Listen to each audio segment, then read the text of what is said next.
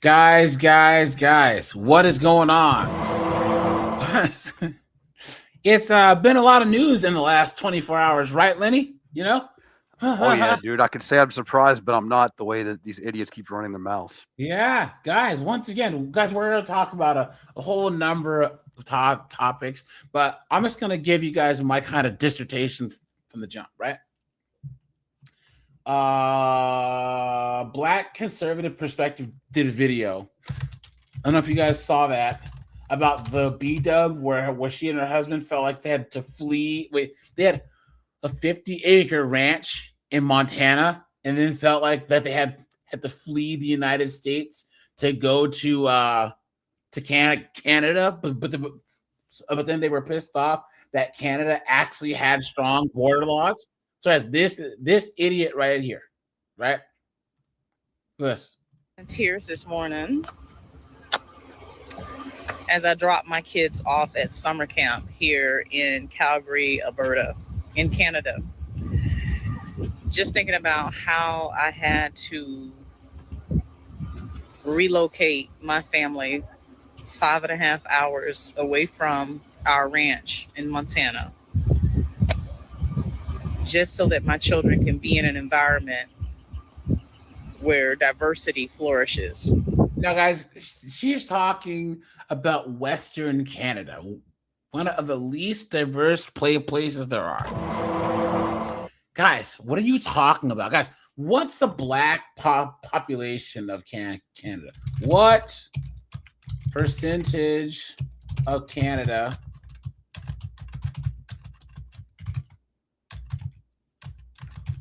is black? 4.3% of Canada is black people. Look at that. Yeah, in that area she's talking about, AJ, it's miners, it's forestry workers, and blue collar workers of that sort that make their living in that area of the country. Yep. Yes. Yeah. So when you're going to actual Western, because there are no blacks, no Hispanics. There's maybe some Indians because they all work at the Tim Hortons, you know what I'm saying? But other than that, so guys, what I'm saying is this propaganda, this social media, these stupid news reports that there's, guys, put a 1 if you agree that there's an agenda to make people actually believe that this is that Orange Man, he's a fascist, and that we're not safe, and that there's Gestapo and all. It's crap.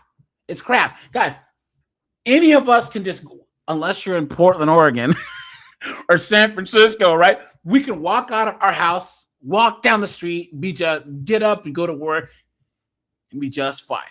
But the reason why there have been multiple attempts on Orange Man's life is because we have this social media, we have MSNBC, we have all this other stuff where they're hyperbolically talking about this current administration. And it's an absolute joke. It is a joke. And my issue is, if we normalize violence towards elected officials, guys, it's never going to stop. Okay? You can not like Orange Man all you want. But guys, there was a trivia question that I had. Guys, do you know how many presidents have become president without getting elected? Guys, guess how many? Let's see. Think around 10 or 15, right? Close. Yeah. Can you restate the? How many presidents have become president without getting elected? Let's see. There was Harrison's vice president. There was Nixon's vice president. There was Lincoln's vice president. There was LBJ wasn't elected. LBJ wasn't elected. Yeah, now, guys, it was 11. 11 Holy or 12. Crap, really? I know. Yeah. Now, guys, I guess 5 or 6 of those were actually because of assassinations. Presidential deletions, right? Well, that's convenient, yeah. But listen. We cannot have it to where people are okay with any official being deleted, guys. And guys, please code your language and no swearing, guys. And guys, any of you mods, we will time out anyone who's acting up. Guys, we can talk about these types of topics more and more, right? You know? But guys, once again, we know the rules, right? For now, I'll only have put the link that's in the Discord, right? Because topics like this, we tend to get more trolls. But hold on. Keyshawn's here, Bonghole's here, Tenacity's here, Steve is here, Korg is here. John, what's up, John? What's going on? MS Best, C-Grip, good to see you guys. Good to see you guys. Who did I miss? Arthur, what's up, man? Casper, good to see you. Tim, what's up, man? Tim Mix, Whiteout. Yeah, so guys, once again, guys, even if Knucklehead Harris would have got in there, I am not okay with someone pulling up like they did to Charlie Kirk. I'm not okay with it. Guys, we aren't animals. You know what I'm saying? We're civilized. You know? Guys, this isn't friggin' some banana republic or an African nation where there's a coup d'etat every 5 months. You know what I'm saying? This is America. We just have a peaceful transition of power.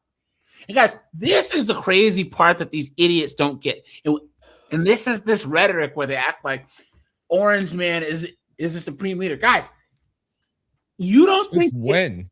What I'm saying is, let's just say that something does happen and he's gone. You don't think his cabinet's going to keep doing the same thing? What would you actually accomplish by getting rid of him? What?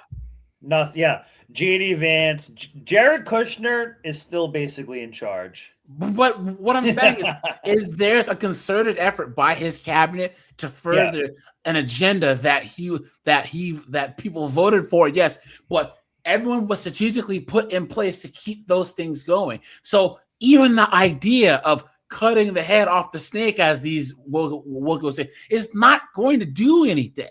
Yeah, guys, the election process and the peaceful transition of power is one of the newest things of ever and most important. Guys, can you think of any nation or any time where the most powerful place on earth peacefully transferred power? Like, think of this. It could be that every 4 years they cede power to their opponents. That's never really happened in history until the United States. You know what I mean? Mm-hmm. Yeah. So these wokey, these idiots who listen to TikTok and Instagram and Facebook and MSNBC and CNN that are seriously, it's so bad that you have dunderheads like this talking about she's fleeing the United States. Fleeing. This idiot, and guys, we'll cover this later on in the stream. This idiot, I mean, you can tell by the glasses, right? She and her husband have a 45-acre ranch in Montana. Sold their business. They're in their late 40s and they're retired. So they sound like very successful people, right? They felt like they had to flee the United States. What? Do you already live in the middle of nowhere? You live where other people want to go in the middle of nowhere, and you can just do whatever you want. So they did everything right and still bought like they bought the BS. And what I'm saying is this is the language this is the rhetoric that gets elected officials to leave. Because guys, I need you to put a 1 if you agree with me here. The left, I want to say, man, ever since Orange Man's first term has been very, very, very, very violent, right? And a lot of it is that there's a lot of women over there, and we saw the report that women are more accepting of political violence than men. Why? Because women don't know anything about violence. They don't know anything about violence, death, any of that. They expect men to go do the violence for them. But what they do not want, and I'll give someone else the floor here. Put a 1 if you guys agree. They do not want the right to be violent because, guys, the right's got a lot more firearms.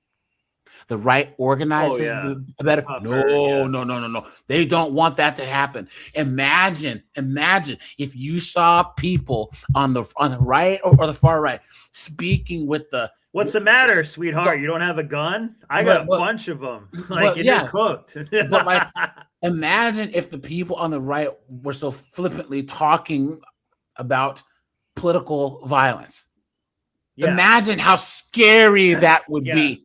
But you know what I mean? It almost has to be this way because of the left acted this way with the availability of weapons and which I guess they do have.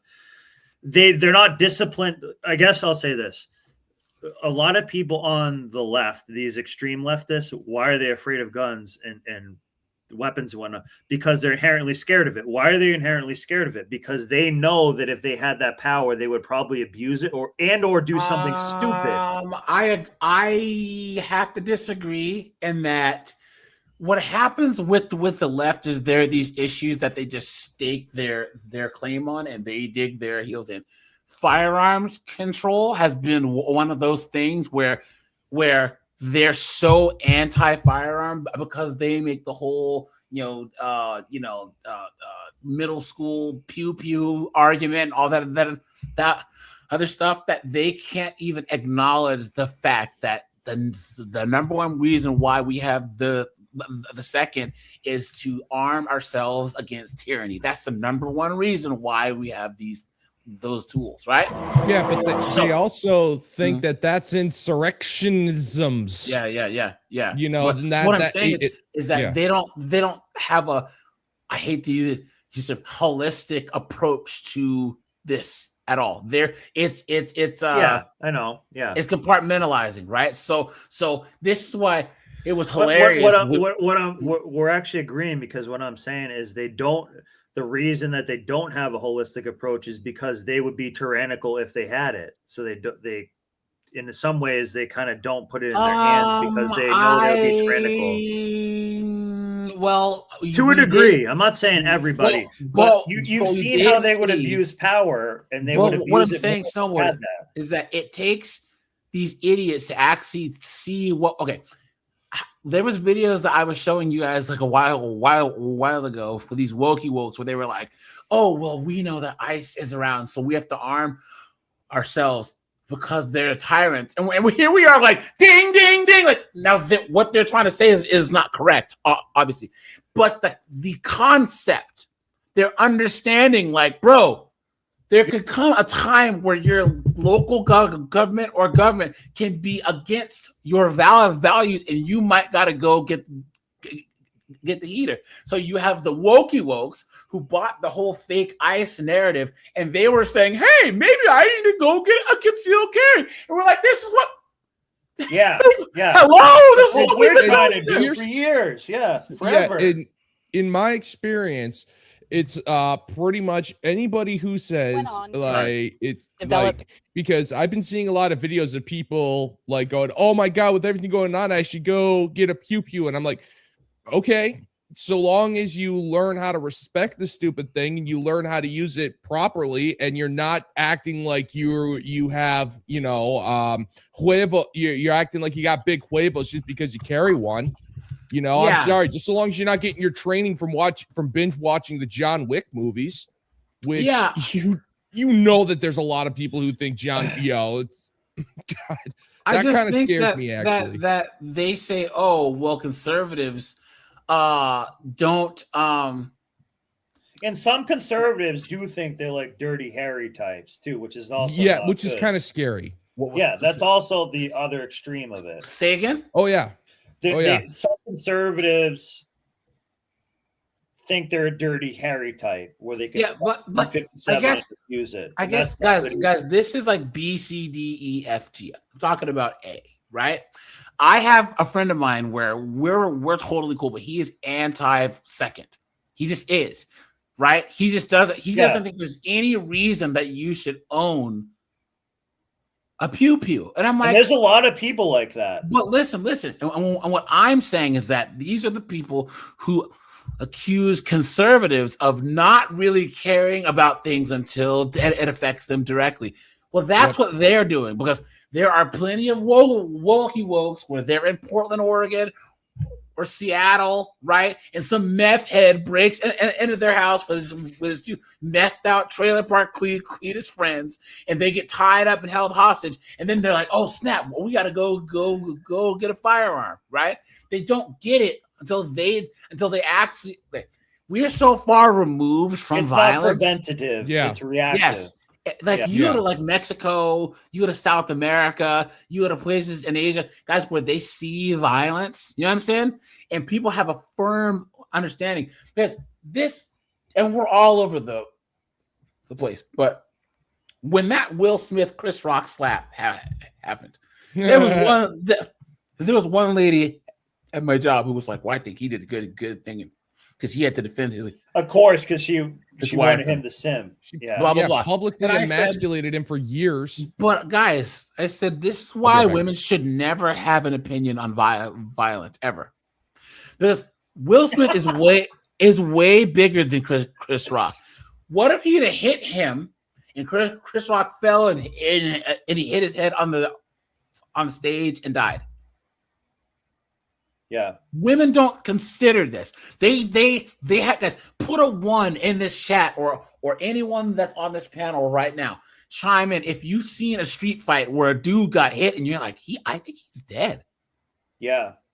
If you get knocked unconscious instantly, let's say you're 6 foot tall man or 5'11", and you get hit in the face and you're knocked out, by the time your body falls and you fall over like the leaning tower of Pisa or whatever, and you hit the concrete or pavement or sidewalk, that's basically like getting hit in the head with a sledgehammer. You can be actually like retarded after that. You're cooked. And that's not your fault for hitting them like that, but you are actually responsible for that. Yep, legally, and you should be responsible for that. There's a documentary called One Punch, and you can find it on YouTube, and it's 4 British men. Each one of them, they went out for a night on the town for a toast tonight, and they got in a fight. Bang! They hit the guy died, and each of them they're telling their stories about how they went to jail and all this. All it took was just one, 7 or 8 beers and one decision, and bam, and now another whole episode. Guys, here, let's anyone else who wants the floor before we get into the news stories. Guys, what do you think of the last 24 hours? Whoever wants to chime in, you have the floor. Honestly, with maybe it's just the cynic in me, but once I heard about this attempt, I was just like, you know what? I'm not freaking surprised at this point. One thing I've noticed is that we used to pride ourselves in living in a society of somewhat logic. However, over the last couple hundred years, it's gone from logic to just pure emotion. Yes. Yeah. You can notice it with the language that's being used, where first off, some words have no meaning, and then words that are insanely dramatic are now just being thrown around like Halloween candy. Yes. Yeah. And on top of that, like, you've got multiple generations of people who are incredibly bored and they are scared. And so I'm actually not surprised that this has happened again. Yeah. Yeah. I mean, look, I also want to say this too. I also want to say this. This person was like a devoted Marxist, and like the idea that you're ever going to have these people peacefully participate in our cycle of elections in our government. These people don't believe in coexistence with other people who think different things. They have they believe that violence plays an important part in the revolution. Violence is part of the political strategy. So, like, these assassination attempts, this is when I saw this stuff with Trump, this reminds me of like the 1910s and the 1920s with the war that the government had to fight against the anarchists. Yeah. I mean, it's the exact same thing. It really is. Matt, here's the thing. And I think Jordan Peterson and Andrew Wilson talked about this, right? what these idiots have done is they've boiled every single interaction. Well, they've stratified everything by race, gender, sexual preference, blah, blah, blah, blah, blah. And then they basically said that everything is an oppressor and oppressed relationship. Every single There's no gray area. Interaction, someone has power and the other person's being oppressed. So when you look at that, there can be no peace when they're looking for reasons to divide people. They're saying that, let's just say that Sean's walking down the street and he just says hi to a random person. They're going to take that snapshot and say, okay, they've interacted. So maybe Sean has more money than this person. Therefore, he's oppressing this person. Maybe Sean is male. Therefore, he's and it's a woman. Mm-hmm. Maybe, Sean is straight. This person's gay. So they're always trying to stop and take a snapshot and think about every single interaction and say there's a bad guy. Yep. Yeah, they believe in a zero-sum like in a zero-sum economy of force, I guess you'd want to say. That if somebody gains, somebody else is always losing. And also, to your point about like the intersectional nature of like their perspective, I just want to put in there that like violence existed in Marxism before intersectionality was created. Yeah. So like, yes, they do make it about immutable characteristics, about race, and about sexual preference and gender and all of these other things. But that's neo-Marxism. That is new Marxism. Old Marxism always had a place for violence in its politics. And you saw a very similar thing with the black shirts in Italy when the fascists took over there. They used the same exact tactics that the communists did, that the Bolsheviks did in Russia. The same tactics that the Chinese used in China. So this is a little bit it's on topic, but I just want to get I'm sorry. Yeah. I'm sorry. No. I'm saying this because I'm gonna go on a tangent here, right? Mm-hmm. So I was thinking today, right, about how we talked about how Christianity is like almost tolerant to a fault, right? Mm-hmm. You know what I'm saying? And it's so funny that we talk about the benevolence of the patriarchy, right? These women, the patriarchy. Like, if there is said patriarchy, then you are banking on the benevolence of men to just not throw you all into cages, right? Just like how Andrew Wilson said that that Muslim guy about cousin marriage, that he's talking bad about Western societies when they are relying on the benevolence of us to not wipe them off the face of the earth because we have the technology, the weapons, or whatever, right? So if the Marxists want to look at everything as oppressor and oppressed, right? Yep. You would think that would go the other way and say, hey, dummy, you should be thanking the benevolence of who you identify as your oppressor because you're still here. You're still here to talk mess to him, right?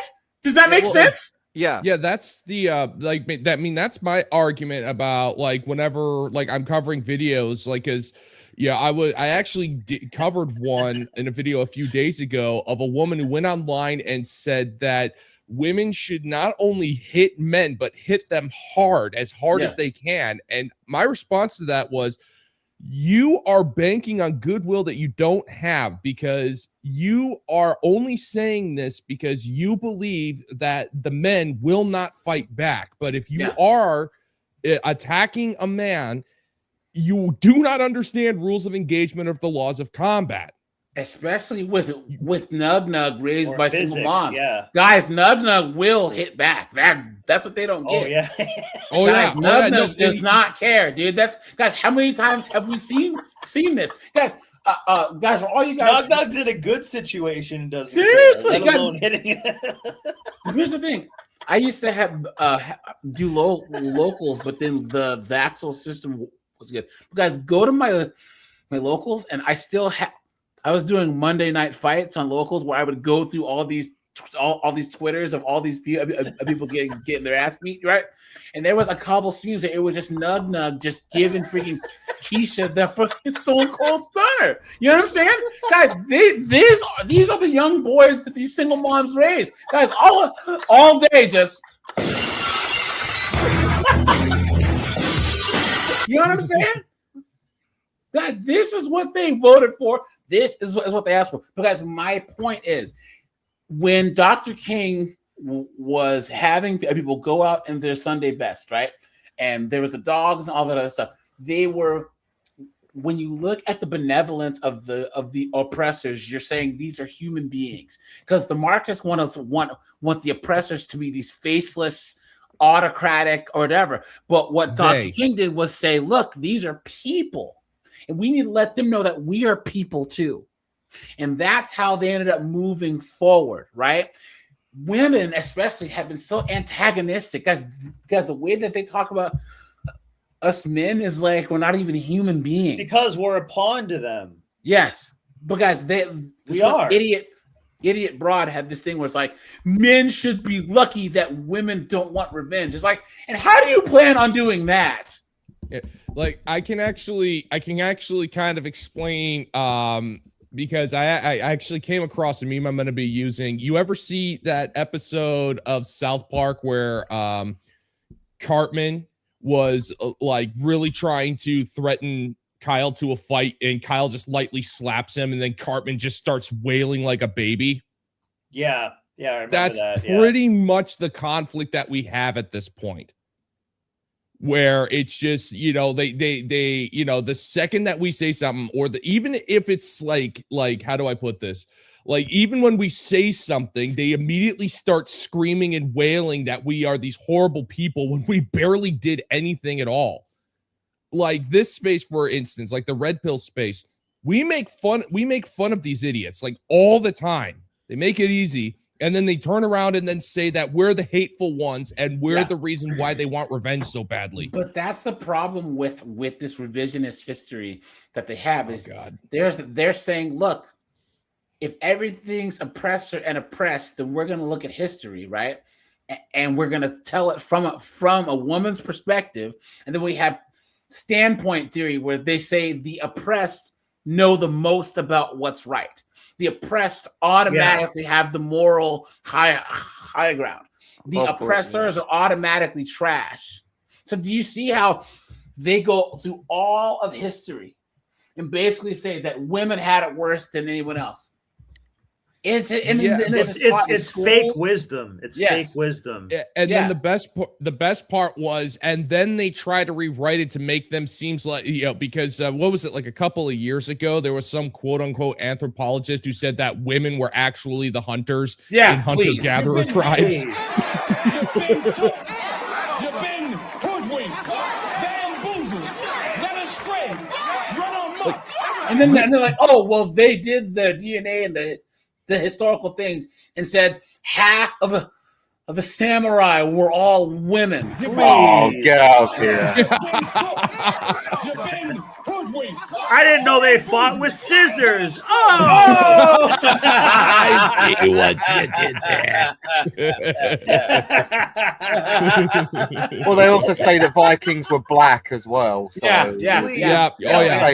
Same anthropologist. They were like, oh, the Vikings. Few of them. A Viking was an occupation, not a race. You dumb, it wasn't. This is just ridiculous. Guys, the whole you have to commit to killing and pillaging. You got to really. It's not a job. You got to fully commit to that. This is a thing that irks me the most. Right? Is this? This is why no one has respect for academia anymore. Academia is an absolute joke. It's cooked because it's an indoctrination center, and they just tell this stupid stuff, and even their narrative is messed up. Oh, we have to pay attention to the science of climate change, science, and you religious people, you're so stupid because you don't recognize the Big Bang, science, physics, whatever. But men can be women, please. The lie detector determined that was a lie. Yes, see how it's inconsistent? It makes no sense. Women can They can get themselves pregnant, and men don't. We don't need women. I mean, men's sperm. It's like, what is this? People have. Yeah, they just say what they want. Yeah, Right. Yes, exactly. Andrew They Wilson just said that yes. Destiny when he goes, I think he was talking to Destiny offline, or as Constantine Kissin said, Destiny straight up said that he'll say anything he can to win the argument. So he'll just say, he admits he lies. Well, that's what Destiny is, yeah. No, but Destiny. So he's an idiot then. Destiny is the id, the ultimate like expression of what we're talking about. This leftist goofball, moronic, underheaded rhetoric. Thank you. Yeah. Matt, you were he's an idiot. Matt, you were saying I interrupted you. Matt? Okay. I just want to say one quick thing. I have not seen any of this story and stuff. You guys know I call a lot of stuff psyops and stuff, and I'm not saying that about this. However, I do want you to hold a grain of salt in your hand that sometimes these can be stage events. And that's all I'll say. I have no clue about any of it, but I just want you to also hold that in your mind to play devil's advocate now and then. And that's all my 2 cents is. Oh, for sure, I'm not seeing this at all. Yeah. No, you have to be careful. At this point, I'm convinced everything is a psyop, including the other when it hit it in the ear and on the roof, like that had a lot of stuff going on with it. So I just don't want to say like everything you see is some type of psyop, but I'm just saying. It's okay. I'll say it. Keep it with a grain of salt that it could be, and just look out for. Just be a little bit like with any new media. Basically, I'll say this: anything that's presented to you is shown to be presented to you for reasons. Guys, this is why, if you actually look at my but we should look at it unbiasedly too. If you look at my algorithm on YouTube, guys, I watch Destiny. Well, not much, but I watch him. I watch the Young Turks. I watch Andrew Wilson. I watch Fox. So I watch both sides so that I have a balanced view, so I can see what both sides are saying, right?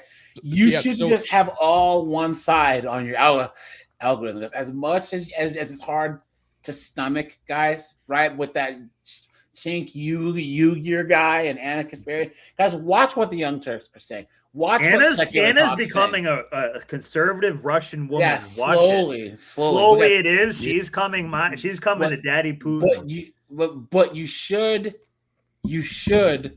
have both sides on your timeline, right? Yes. You can balance out your brain. Yeah. The internet, before the algorithms hit, it brought us all together. Everything started out innocent. But once those algorithms hit, it siloed us all to where we only see like-minded stuff, and we can go down these rabbit holes. You know what I'm saying? Let me see. Secret, thanks for being a member for 8 months, man. He says single moms today, they're raising the future men. The women of tomorrow will hate. That's facts. Thanks, man. Cortez snowboard is nuttier than a squirrel turd. Yeah, you know what? Borg, how about you take these nuts?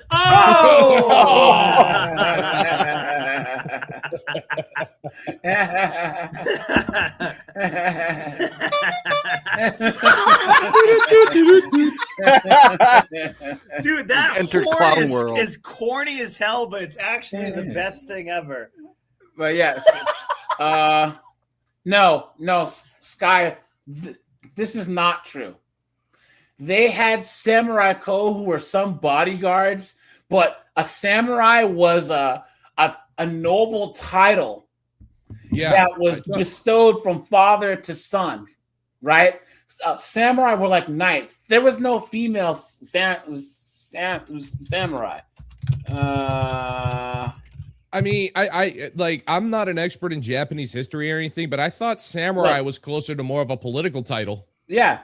So this is female samurai known as Onamusha, a woman warrior, existed. They remember now, but here's the thing: they had a different name because they had a different.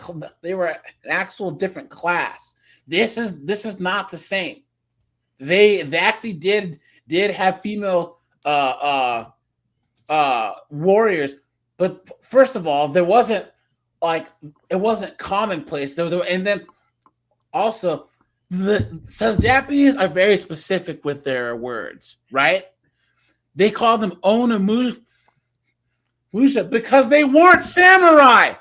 Samurai was a specific word. That'd be like saying a knight. There could be a female warrior who swings swords, but she's not a knight. A knight is a title that's bestowed upon you that has certain privileges. You have to get initiated. Yeah, it's like that type of position is a big deal. Look at this. Look, they were female warriors in pre-modern Japan. They were members of the Bushi class, right? Which is fine, but they were not samurai. Yeah, the samurai themselves were the noble class. You know what I'm saying? So they were soldiers, fine. Oh, yay, they were soldiers, woo! But they actually we're But AJ, notice the tool she's holding is basically a hoe. Look, the samurai they were members of the professional warrior class who served as retainers to the lords. These men came from warrior families and trained from a young age in military arts through private instruction. So while these chicks might have been frontline troops, they weren't. And it's kind of, I'm not trying to calm down on you, right? But the samurai is, we use it interchangeably for a Japanese ancient soldier, kind of like how we use like a knight or like a warrior or like Conan the Barbarian. Like barbarian was a certain term that was used for a long Yeah. long And time. they still had the sake dick. Oh, look at this guy. Jesus, look at this guy. Dude, you are on a roll today, man. But yeah, I don't get like what. Okay, I was on Facebook and this person was saying this, and it's like, this still just doesn't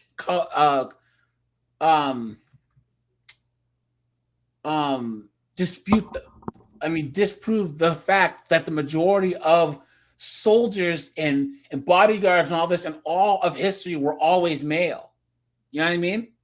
Like, oh, there might have been some females who could swing a sword, right? But in general, men are better soldiers and have been soldiers, and any man in his right mind would have males.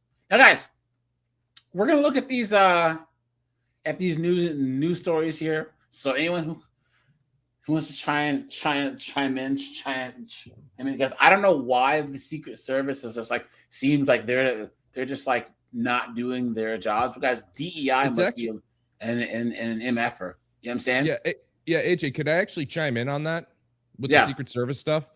All right, so back during the Earshot incident, I actually found this incredibly interesting. So you guys all remember that one she was what would you call a Secret Service agent who's a member of the Ponytail Patrol?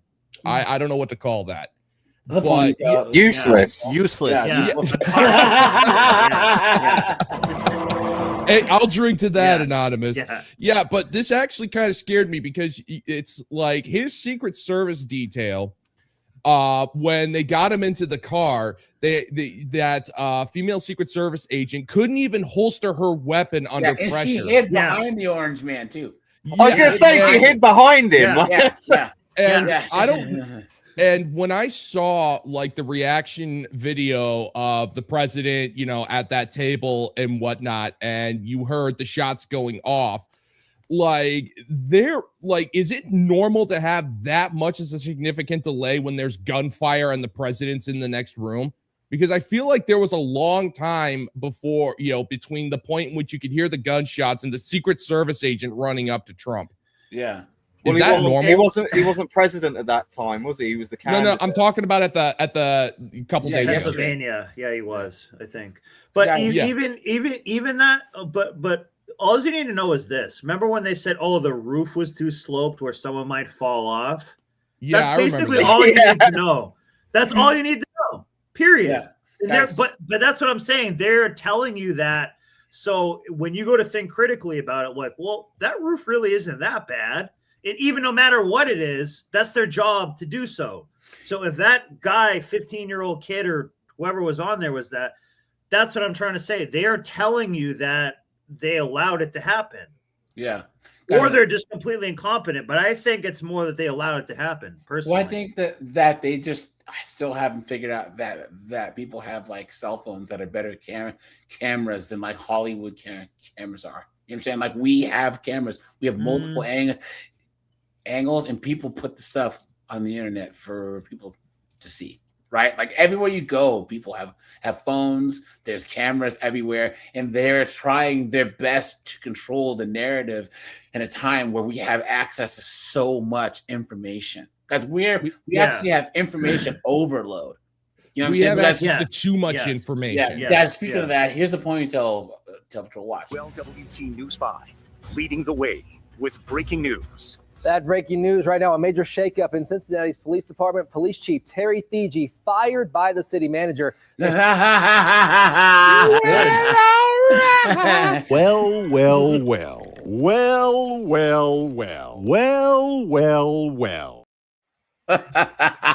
The Ponytail Patrol strikes again. Joining us at noon, I'm Stephen Albritton. And I'm Kelly Rippin. Cheryl Long announcing just a short time ago that Thigi has been dismissed. This following a critical... There you go, Snowboard. Kelly's got those I like her shoulders too, Yeah. you know? Yeah. Let's go. Independent review of leadership. I'd let her buy me WLWT News lunch. 5's Rachel Whalen outside of City Hall for us with get it, what too. led I to like that Whalen, decision too. and Oh, the I'd let action. her buy me some dinner.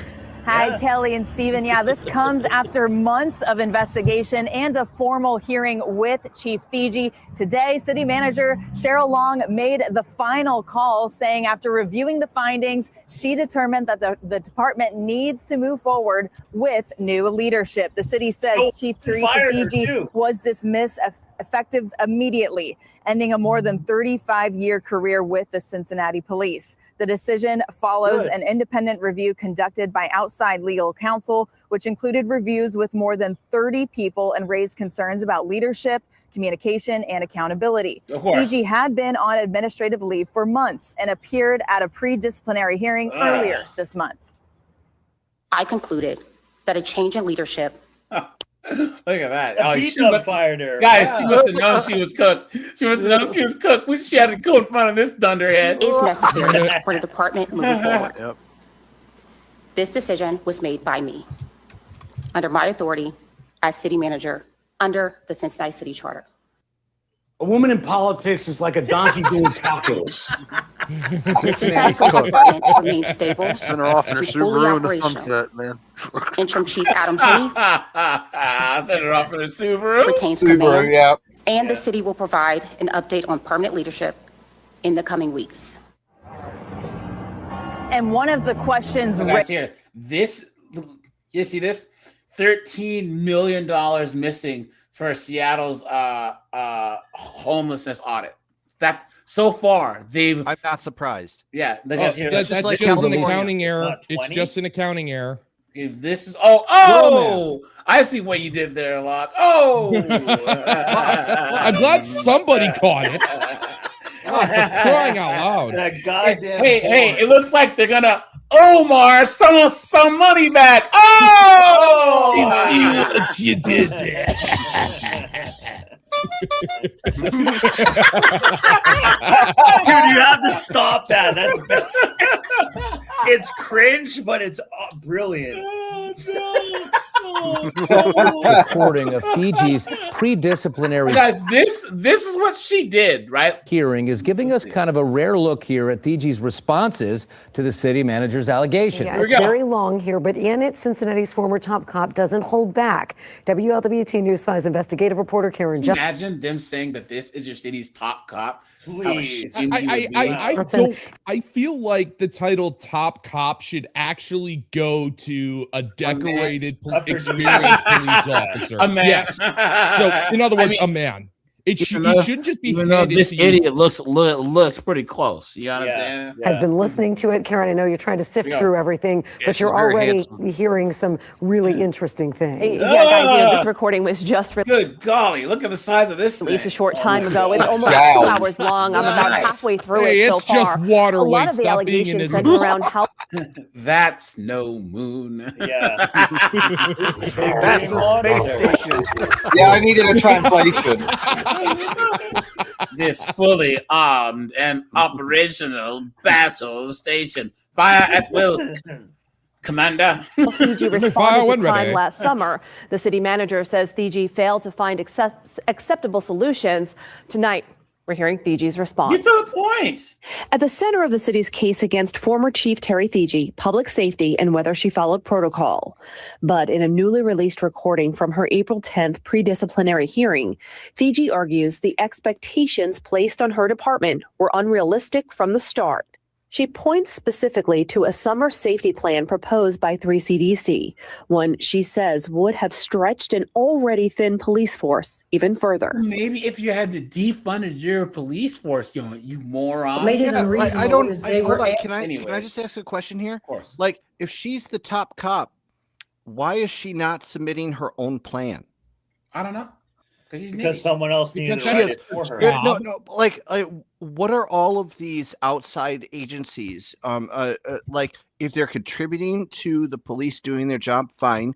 But that just said, that the 3C submitted a plan or whatever. This outside agency that's not accountable to the people and not like a licensed and badged police officer.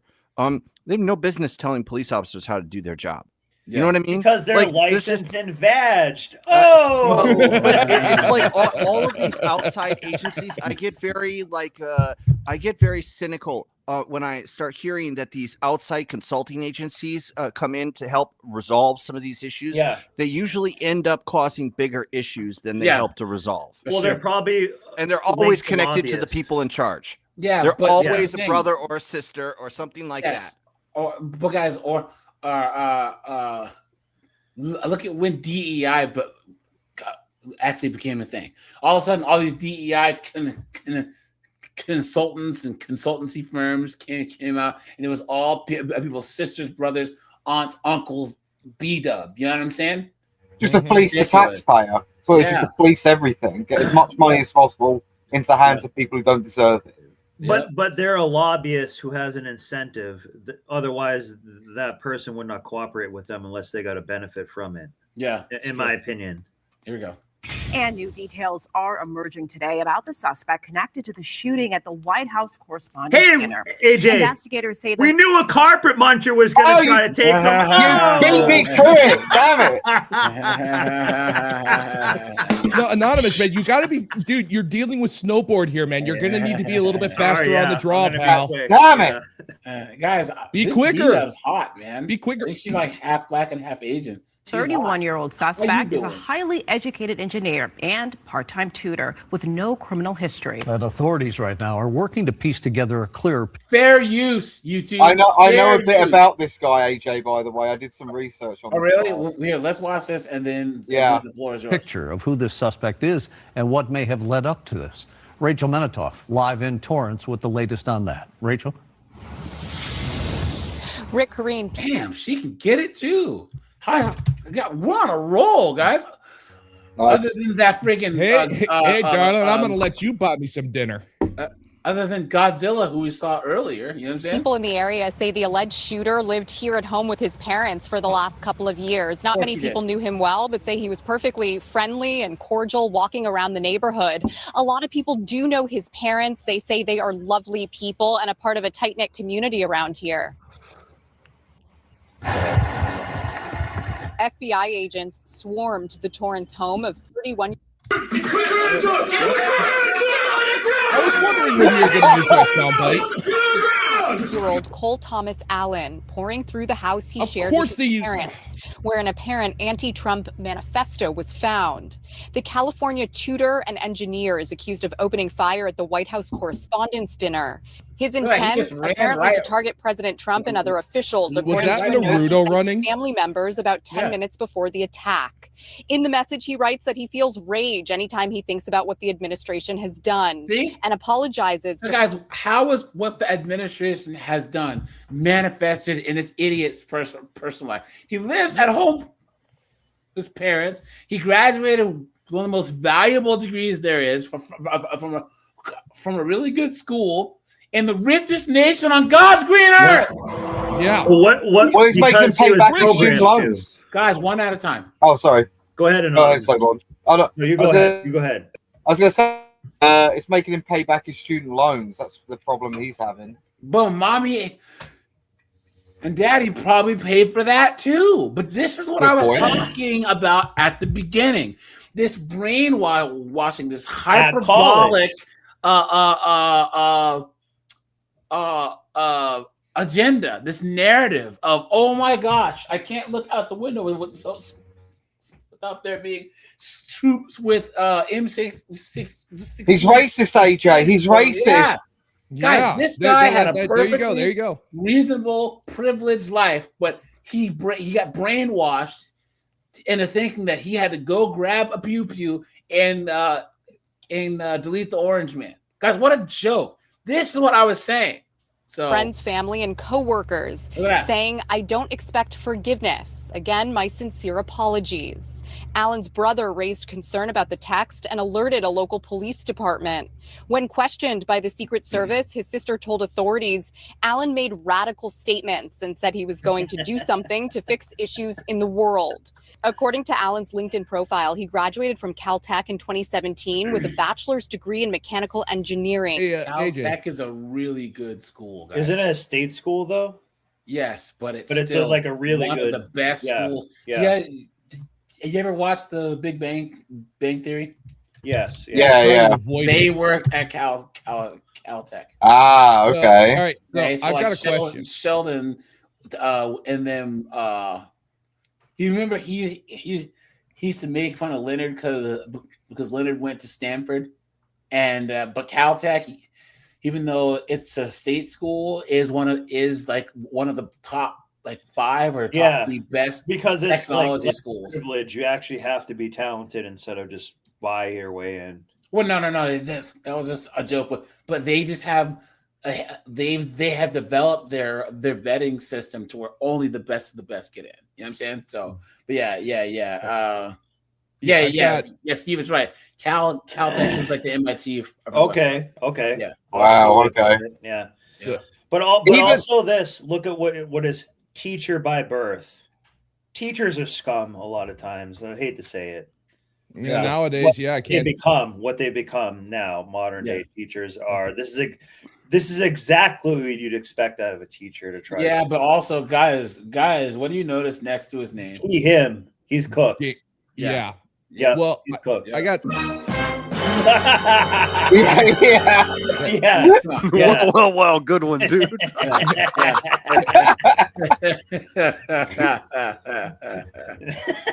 Matter of fact, sorry, Lenny. Well.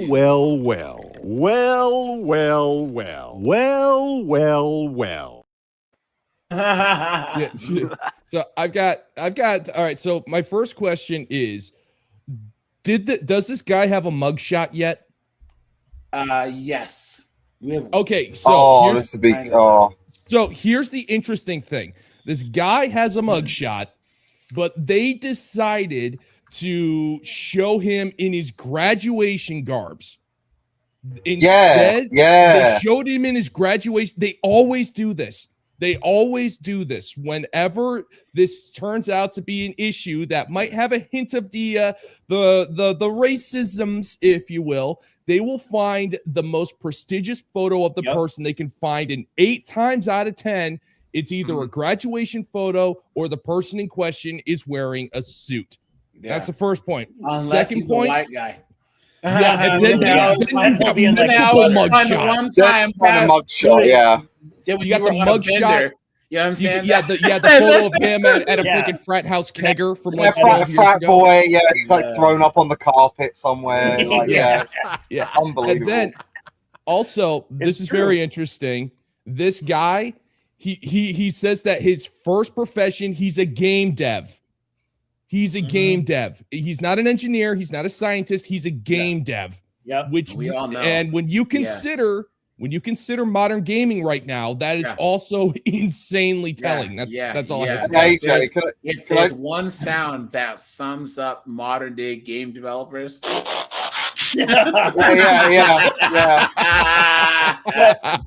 Millbar. It means game developer. You know what I'm saying? Yeah, game developer. Yeah. But notice he put teacher by birth. You're cooked.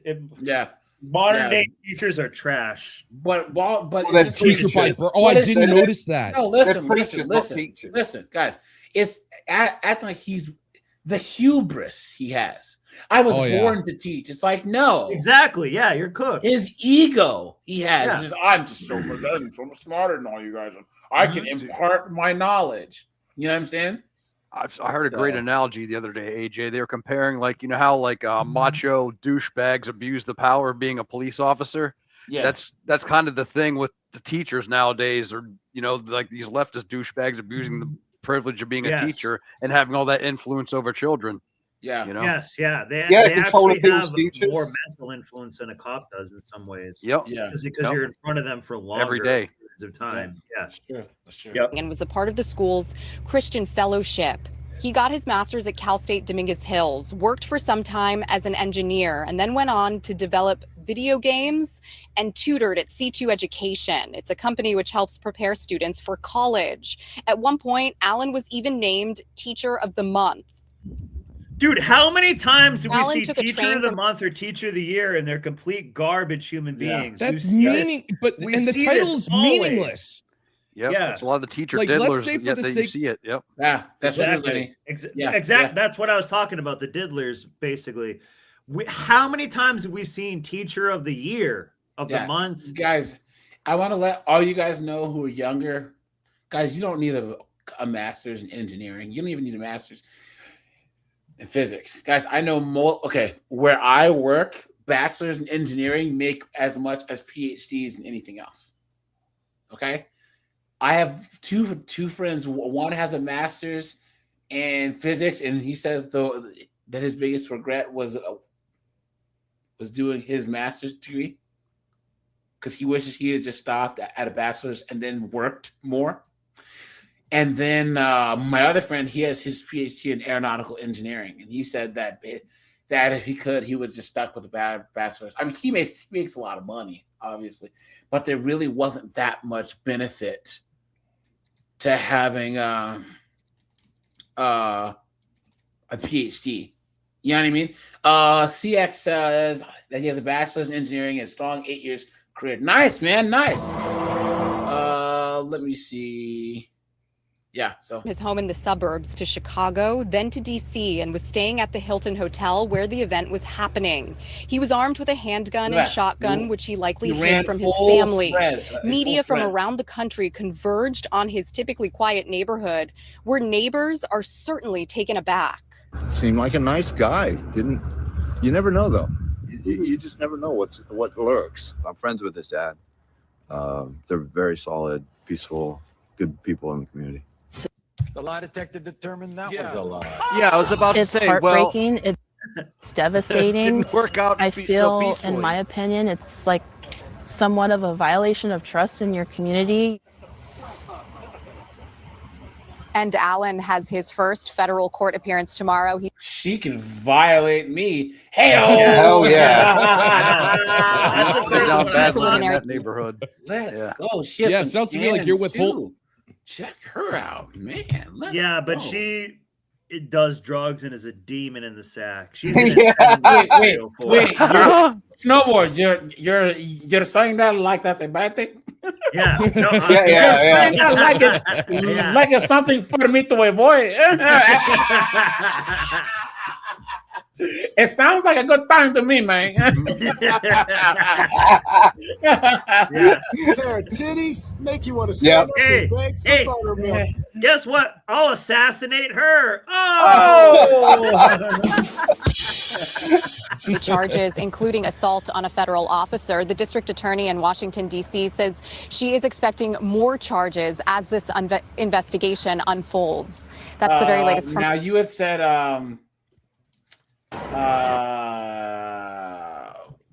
anonymous that you actually looked at this douchebag. Oh wait, look at this. They interviewed this guy back in 2017. Now, guys, Yellow Flash did say that his stream got taken down when he was covering this.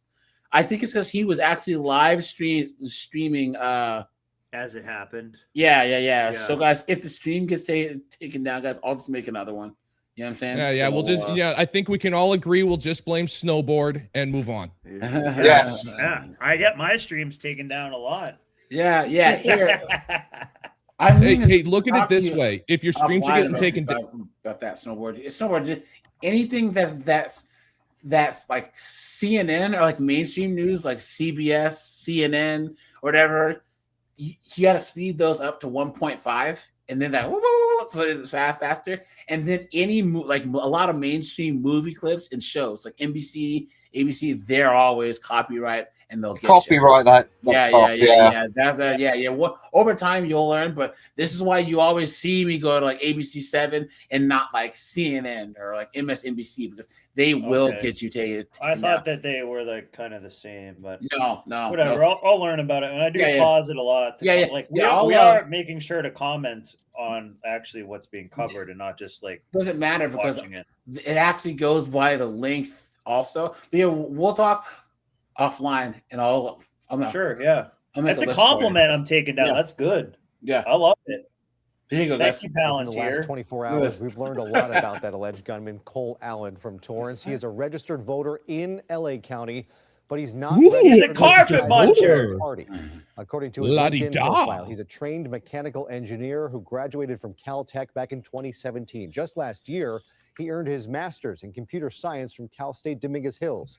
Allen describes himself as an indie game developer, and one such game credited to him is described on its Steam page as a skill-based, non-violent fighting game. Oh, they were just gonna. Oh, they spoiled it. They spoiled it. Wait, game. Non-violent so guys, fighting game. Whoa, he developed a game. Whoa, he developed a game where you basically fight enemies by not being violent. This is how we developed this game. Is that your choices that you make actually reward you from not being. Basically, you're a pussy. I was gonna say how to be a pussy, basically. Yeah. I can look it up on Steam right now. What's that guy's name again? Yeah, see if the game's still there. Yeah, I might download it. It's probably like $2 before it gets taken. I could actually see. Whoa, hold on. Milbard says that this dude checked his firearms in his luggage through TSA to the hotel. So he had them on the plane.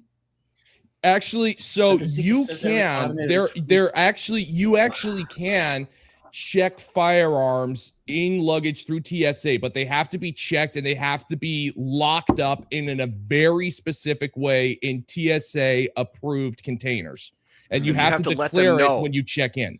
Yeah, you have to let them know, and you cannot take them with ammunition. Wow. So this guy, I think the ammunition needs to be stored separately, I think.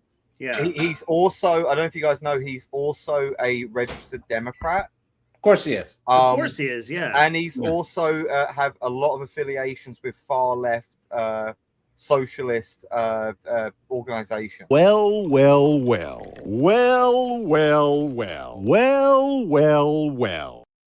Are you the devil you say? Surprised? Yeah, blown away, right? Yeah. Yeah. No, but it's good to confirm it though, because we don't actually know. Like, from what I've seen, this is like pretty much like from his like online. Like I follow Lotus Eaters and people like that, and they like look it up and they said, yeah, this guy is pretty.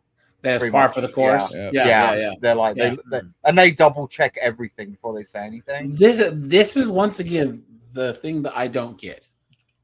Right. These idiots who are rooting for this guy, They don't understand. If you normalize this, like the wokey wokes, guys, what's gonna happen when the wokey wokes guy gets in charge, and there's a bunch of people who are on the right or the far right getting pissed off? You know what I'm saying? They don't want that to happen. People just can't see past the trees to see the forest, you know? No, it's a freaking it's a freaking hand grenade in the microwave situation. Something's gonna happen. It's probably not good. Yeah. LinkedIn that he was named. Learn more. Eyewitness News reporter Rob Hayes is live in Torrance for us this evening with exclusive video you'll only see here on Eyewitness News. Rob. Yeah, residents here stunned to find out that the D.C. shooting suspect lived right over there at his parents' home. Now, meantime, we're learning that right before the shooting, he sent a message to his I like family that station wagon. his plans. Yeah, I was just looking at that. Maybe he's not a bad guy. Tutor, now in custody, accused of opening fire at the White House Correspondents' Dinner. ABC News quoting sources he say ran. sent a message. That almost looks like a Naruto run. Friendly federal assassin. Yeah. Acting Attorney General Todd Blanche saying it does appear that Allen was targeting people in the Trump administration, including the president. And an Eyewitness News exclusive, we interviewed a man who appeared to be Allen when he was a student at Caltech. The idea with this is to prevent it from moving at all. We found him at an aging conference. He had designed a So new way he to make invented a wheelchairs kickstand made out of PVC pipes for wheelchairs? Nope, because he was still trying to lay pipe and he couldn't. Is he what you did there? Tend to lock the wheels, but don't actually lock the chair to the ground. That was back in 2017. Today, according to his LinkedIn profile, Allen was working for C2 Education, a private company that prepares students for college entrance exams. That profile claiming C2 actually named him its Teacher of the Month in December 2024. So how many employees does C2 actually have, though? We were shocked to hear the news of the horrifying incident that transpired at the White House Correspondents' Dinner. We are cooperative in this video game called Boredom, what he calls an atomic fighting game. On the gaming platform Steam, one of the popular tags used to find it was bullet hell. Another was shooting. I was shocked. I didn't believe it. I thought, no, they're just saying that. Today, Allen's Torrance neighbors are left reeling after finding out he's the man arrested in the D.C. shooting. It's really surprising, really shocking. I'm sad for his family. He doesn't seem shocked at all. Is it really? Yeah, I am so sad. I'm shocked and appalled. I can't believe this. You know, this is quite the tragedy. I'm he's a Trump voter. He graduated from Caltech. I mean, dude, clips from that game. I don't know anything about game developing here, but I feel like that's the type of game that a middle schooler would. It looks like design. trash. Yeah, I was going to say does. That does it not looks. seem It complex looks. It at all. looks less than amateur. Yeah. Yeah.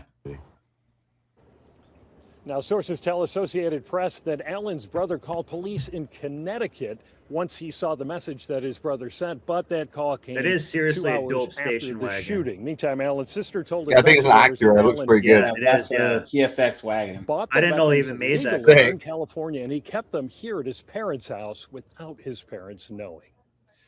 Hold on, guys. His parents, he's like 40 years old. Watch this one. Yeah, but he's in California. What'd she do? Faking an attack by a student had a troubling past at her previous school. Accusations of profane outbursts, physical contact with students, and racist comments. KPRC2's Gage. What? Hold on. High school teacher accused of hoax. Oh, wait. So she's accusing students of doing things? Only on 2 tonight, a Splendora teacher accused of faking an attack by a student had a troubling past at her previous school. Accusations of profane outbursts, physical contact with students, and racist comments. Line up behind her. KPRC2's I know, right? Gage. Look at that. Look at that. Jesus And they look like the Beagle Boys from freaking DuckTales, you know? I know it's so bad. I was thinking the kid in the striped pajamas for some reason. guys, they're in this freaking chain gang. That's the sound of the men working on the chain gang. Pages of employment records. Someone's got to put the hoe in hoax. I requested numerous publicly available records. Anybody could get these, including Splendora ISD, and they've revealed quite a history. More than 200 of these documents. Did they have to take like a car? This guy's accent. But the district here said they had no idea about any of her disciplinary past. The hundreds of pages come from Cold Spring Oakhurst CISD. It's where history teacher Nicole Truelove worked before being hired by Splendora ISD last fall. Truelove started teaching at Cold Spring Oakhurst High School in 2021, according to employment records. It's those same documents that outline a history of disciplinary actions, profane outbursts, and physically touching students. What did Snowboard say earlier? Teachers are trash, right? There you go. You know, within the last. There you go. There's went all on to types of develop people video saying games this is and a hoax tutor and all this stuff, you know, and I personally don't think it is. No, I think this is totally this true. Legit more than the previous one. The guy's such an idiot. Well, He's such a moron. Here's the thing. I look. We've had presidents actually get deleted. Like, how is this so much different than when someone tried to get Reagan and when someone tried to get Ford? Because Trump is the T-1000. Like, no one can stop him. Listen, people, the guy who ran up on Reagan just literally ran up on him and got him. Like, it's not like you have to be that sophisticated to try and do this. Yeah, that's true. It's Ford, true. too. Was it Ford? He was walking in the street and someone just came up, pop, pop, pop. You know what I'm saying? So, like, this whole thing where someone from far away, you know, missed, like, look, really the only thing that's keeping norms, like, in fear of imprisonment is the only thing that keeps this from happening. But this narrative, this agenda is eroding our societal norms more and more and more, you know? Like, I just don't see what's so far-fetched. We've had, I mean, what? Yeah, well, also, if you look at it this way, too, he who deletes Trump becomes a celebrity to the left. He's like a Luigi Mangione or someone like that. Like, whoever, if someone does delete them, they will be a hero on the left. Big time. So there is an incentive for people to try to get Libby Dean is live at the White House Correspondents' Dinner and joins us now. Libby, I understand you were tackled or taken to the ground. Tell me more about this. Hi, Natasha. Yeah, I was speaking with the House Speaker, Mike Johnson, as this whole incident played out, and we were speaking, and his back was to the situation, so I was the one who informed him of what took place. And actually, we just saw Secretary Hegseth, Secretary of War, and the Department of Homeland Security Secretary Mark Wayne Mullen rushed through the lobby here where we're standing, which is actually next to the magnetometers where this whole incident happened. But we shouted at Mark Wayne Mullen and we asked him if President Trump is okay.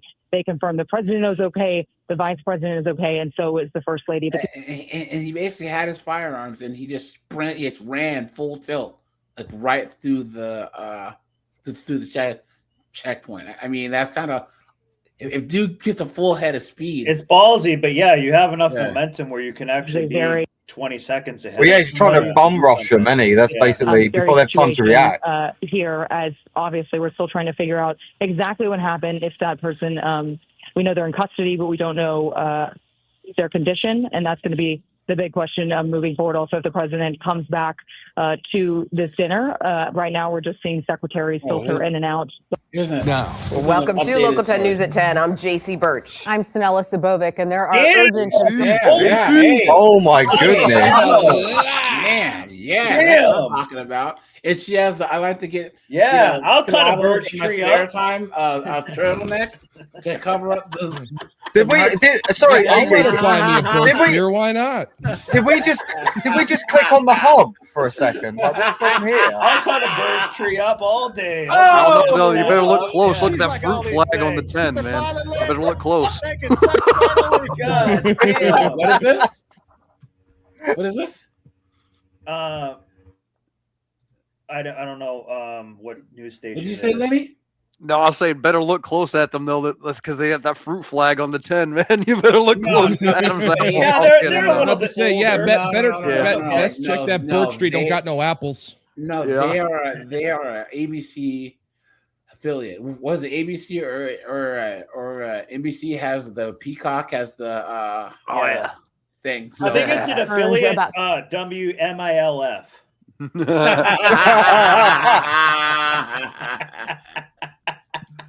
Look at this guy, man. Look at that. I'll take that bird sap. Security around President Trump after a third attempt on his life. Tonight, the Washington Post reporting the Trump administration itself provided, quote, a lower level of security for the White House Correspondents' Dinner. This despite the fact that the president, First Lady, Vice President, and other ranking lawmakers were in the ballroom. The Post says that typically high-profile gatherings are designated as national special security events, which ramps up protection. Last night's dinner was not, and no one is saying why tonight. The New York Times reports the suspected shooter's 1,000-word manifesto says Trump administration figures were his targets, prioritized from the highest ranking to the lowest, a clear reference to the president himself. According to the Times, the suspect said he could no longer allow a traitor to coat my hands with his crimes. The president getting into that during an interview with 60 Minutes. So he ran in with a shotgun? Yeah. Yeah, he ran in with a shotgun. He literally went from the outer door and sprinted, like full run. And by the time that they saw him, he was like, kind of juked past him. So, yeah. Washington, D.C. Bureau Chief Ben. Look at that guy. Say I again? can take one look at that loser and tell that he's never operated a pump shotgun a day in his life. I could tell he had no idea what he was doing. Yeah. No. I just he thinks it's like, because there's a lot of people out there who think you know shotguns work the same way they do in games like Doom, where it's like if you shoot from like 20 feet away, you're hitting like 50 people. Well, Locke, he was shooting cock shot. Oh! You're on fire, man. I can't, dude. I can't even AJ. I can't even tell like what. I know this is awkward, but like what race is this guy? Is he a white guy? 304. Yeah. We're gonna need a minute, Prime. Anonymous, we're gonna need a minute here. Yeah. That was a good one, dude. 304 game shotgun. Oh! Hey, that's the only pump and dumping that guy ever gets to do. Anonymous, get in on this, man. Oh no! Look at that guy. He was hoping to get some pump and dump, and never happened. Isn't it funny, guys? That we can laugh at this. Oh yeah.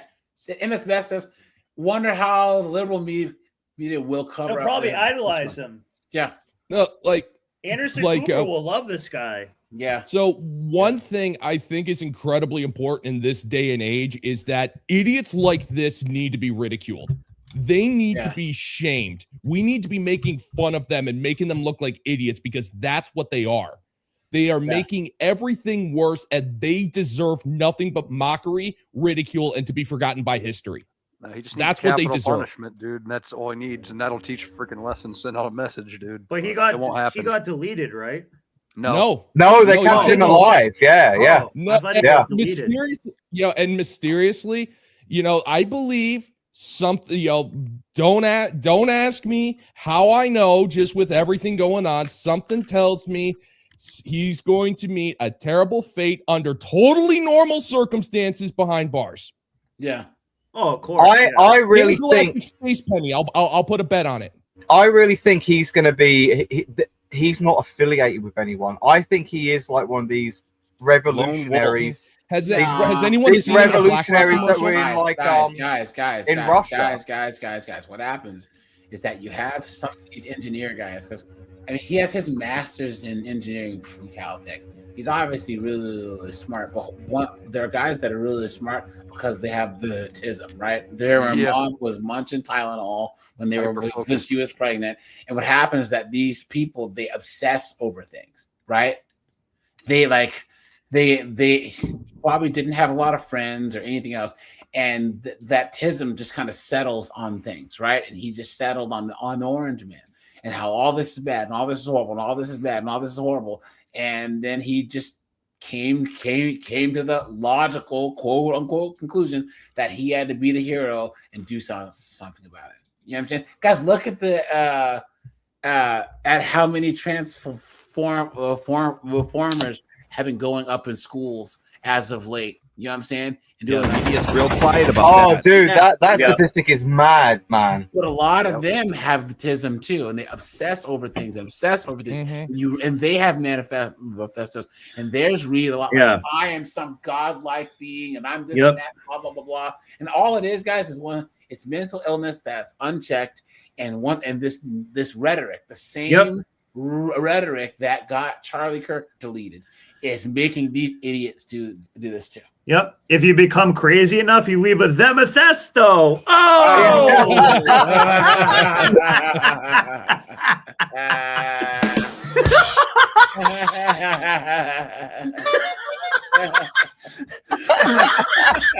Dude, that horn is. I hate it. And love it I love it. Yeah.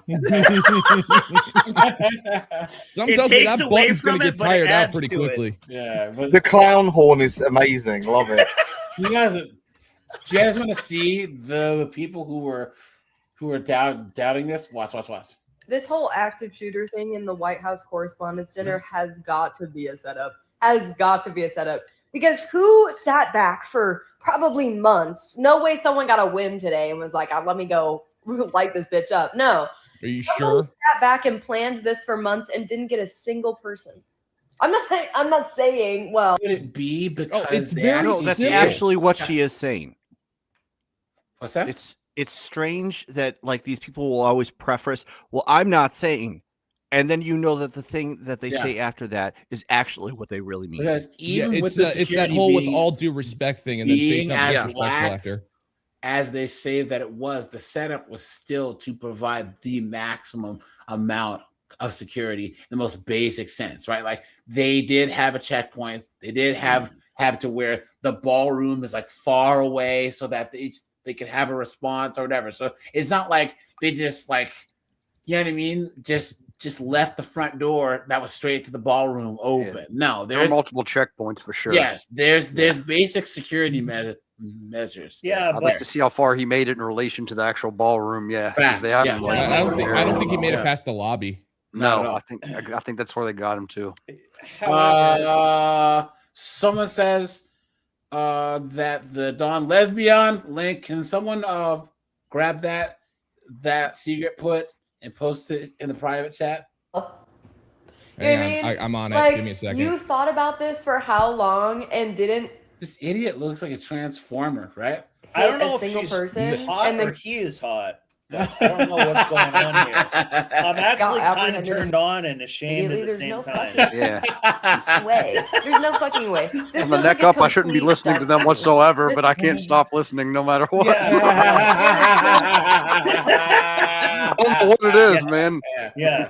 On us. Al Bundy syndrome or something. So many of his followers and believers believed it the first time. So they said, well, honestly, these people are probably gullible. I'm trying to be nice. Gullible enough to believe it again. So, fuck, we didn't have an American flag in the background this time. That's what it feels like. Guys, let's look at this idiot right here, right? Yeah, she knows exactly what she's doing. Does this anything about 9/11? No. Leftist. Wait. AJ, scroll back up to the top there. Queer atheist. There's your answer to the Adam's apple question. Yeah, of course. Yep. Look at that. What a Subway tuna melt and nothing else. Yep. It's kind of hot, though. Yeah, I would just for the sport. Yeah. I would eat this the tuna. Whole active shooter thing. Wait, hold on. Sorry, guys. Hey, guys, I got to get out of here. All right, you have a good night. This whole all right, dude. Have a good one, buddy. Good times, man. Look at this. Wait. So here's my question: do we know if the would-be dude has any affiliation with BlackRock? That's how you'll know if he's an idiot or if this was planned. That's a good It's not. Block. I like to let like 48 hours go past, and then I will look into because Last night I think that's worth looking into. Does he have any affiliation with BlackRock? He might. Alleged assassination attempt of the President of the United States. Now, people are asking, real or fake? But let me show you something. Let me show you how long it took for them to evacuate him versus how long it took for them to evacuate J.D. Vance. Let's watch, shall we? They did the armchair quarterback that I'm going to listen to, Chick, about get him first. But here's the thing, though. Trump, Orange Man, he's a lot older, right? Yeah. And also, they separate them for maybe he was, he was in a more defensive position. Who knows, right? They separate them so they can't both be taken out at the same time. Yeah. So it's pretty obvious why. Yeah, that's the protocol. Exactly.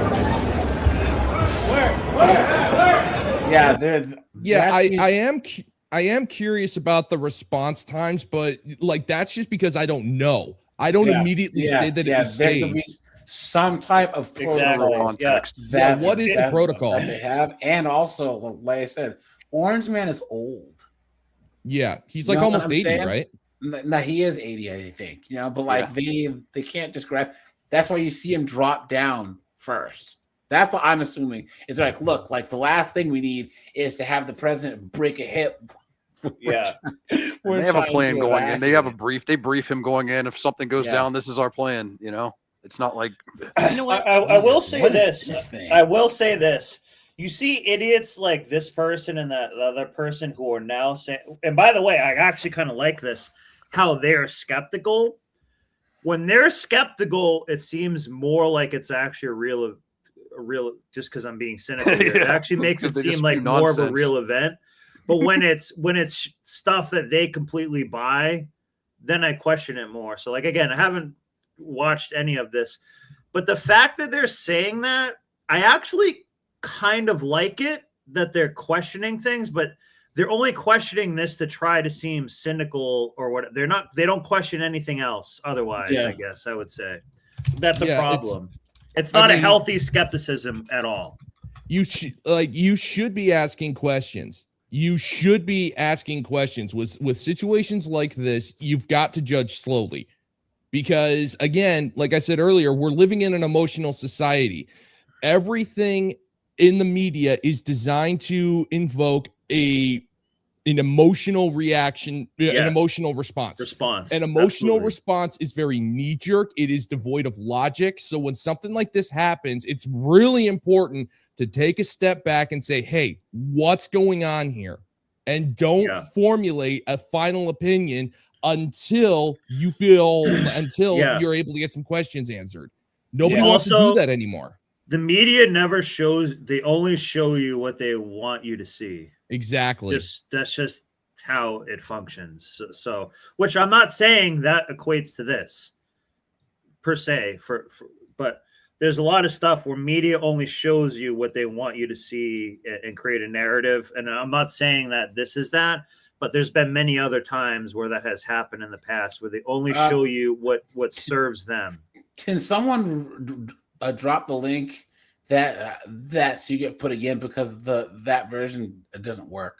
So is that the secret link? Yeah. Let me try again. Just a second. At the bottom. I'll let me go back in. I'll hunt it down. Seagrip gets pirated clips from the internet sometimes. He should show me like, hey, show the Spartan show. And it like messed up my computer because he like pirated from some floor in the third world. Has that for us and more. Ben, good evening. Good evening, Sanella. JC, the alleged shooter, reportedly described himself as a friendly federal assassin as President Trump pushed back on those words, calling him a sick person. An investigation is now underway in his Saturday night shooting at the White House Correspondents' Dinner, where President Trump and top officials were rushed to safety after shots were heard outside the ballroom. I dropped to the floor, so did the First Lady. What was your thought at that moment? What did the First Lady? Don't be not again. Copyright. Don't be copyright. See. Wait a second. I Fair thought this use, was at YouTube. the hotel, not This the before a couple ballroom. of times, and she has not to this extent. She handled it great. I mean, she's very strong. I mean, she's from Eastern Europe. She's used to the She's rockets. used to getting hit in the She's face. used Yeah. to the rockets, red glare, the bombs bursting in air. It's not the first time she's heard gunfire. Smart. You know, She got it. She knew what was happening. She listened. I did too. By the way, This was the first time when she they was- said, when they said drop down, that meant trouble. 31-year-old Cole Thomas. Okay, sorry guys, that's 60 minutes, so that's copyright. It's a rough 31. Allen Yeah, has he been looks identified as a cooked. gunman seen on surveillance video running through a security checkpoint. One bullet striking a Secret Service agent with protective gear before agents tackled him to the ground. Allen is a teacher from Torrance, California, who reportedly left a so-called manifesto claiming he wanted to assassinate the commander-in-chief and other senior officials, referring to himself as a friendly federal assassin. It does appear the suspect was targeting members of the administration. I don't want to go beyond that because we don't have specifics yet about particular members of the administration. The FBI says Allen had a handgun, shotgun, and knives and is now facing 2 charges: using a firearm during a crime of violence and assault on a federal officer. On social media, White House Press Secretary Caroline Leavitt wrote, "Political violence needs to end," adding thank you to law enforcement for keeping all of us safe, including the brave agent who took a bullet in the chest. Can you imagine though if this was swapped around, if Knucklehead Harris was in charge and some guy that was on the far right, like did a white this? with a MAGA hat on, yeah. We'd be under martial law right now, AJ. Yeah. We would be under martial law right now, Yeah, dude. straight up. They, And immediately moved to neutralize the. Locke, you were saying? So no, because I was thinking about that was like it was like a couple of years ago. There was we'll just call it an incident at a Christian school where the suspect in question was walking around wearing a red hat. Oh yeah, yeah. Remember that? Yeah. And Yeah. they immediately said, "Oh, red hat, Trump supporter, political violence. We have to, do." And it turned out to be a transformer. Yeah. Yeah. Yeah.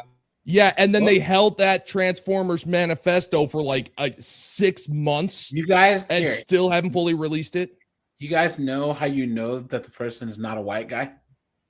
You just know? Yeah, was he white or No, I listen, can't even listen. tell. Yeah. The question is, when this happens, how do you guys? Yeah, you guys know how you can tell that it's a white guy or not? Well, they say immediately. Yes, they will tell you immediately. I wasn't sure if this was a setup for a joke or not. No, this is Billy Bob. He was doing all this bad stuff. Yeah. Name, rank, serial number, Yeah. picture, social security number, man. This is family. This is where he lives. Cavity search, DNA, Yeah. they'll have everything out there. You know what I'm saying? They'll If it's have that. not- They'll put the picture of him before Yeah. they Yeah. even have his real name or anything. They put his He's favorite white food up. and blah blah blah. Yeah. Yeah. Yeah. They Shooter. love it. He had been I just have, staying I at have the one hotel question. Why since Friday. why does he have no shirt on? I know. Yeah, that's so weird. That's kind They of probably weird. Like tore it off when they in a tackled him. scuffle or something. Okay. Yes. I Yeah. thought he maybe Strip did He it checked with in. no He said shirt he had on or cased the something. place and he wrote, "What the hell is the Secret Service doing?" And he wrote this quote, "I expected security cameras at every bend, bugged hotel rooms, armed agents every 10 feet, metal detectors out the wazoo. What I got is nothing." He wrote, like, this level of incompetence is insane. Sir, you have already had 2 Well, he was attempted pretty ass- incompetent too because he got caught, and he got caught pretty easily. I love him. He's so Gangster. good. I tell you guys, one thing you gotta say is he is entertaining. Yeah. Yeah. That's Yeah. my president. I gotta. That's my He president. had like I like how his filter operates. Guys, hit the You like don't, button, guys. like I love how his filter operates. It's freaking awesome. Boomers are jacking off to this so hard and absolutely love it right now. They love this. Dude, Like, Hassan you guys gotta Pike. remember, Hassan a lot Piker of is like people love Guys, crazy. one at a time. Yeah. Please. Go ahead, Anonymous. Go I ahead. was gonna say like people like Hassan Piker must be like absolutely just like orgasming over the stuff. Like it's insane. Why? Just because like those people love violence towards their enemies. Yes, but he's They probably love it. mad that this guy didn't do anything. Yeah, Yeah, he's yeah, mad. of He's course, upset. Yeah. And they're like, rat nerds. Yeah. Well, Yeah. if we're I'll talking get you about next Hassan, time, Gadget. Next time. And to be fair, if we're talking about Hassan Piker, he pretty much is mad about anything. Yeah. Yeah. Mr. Champagne communist over there.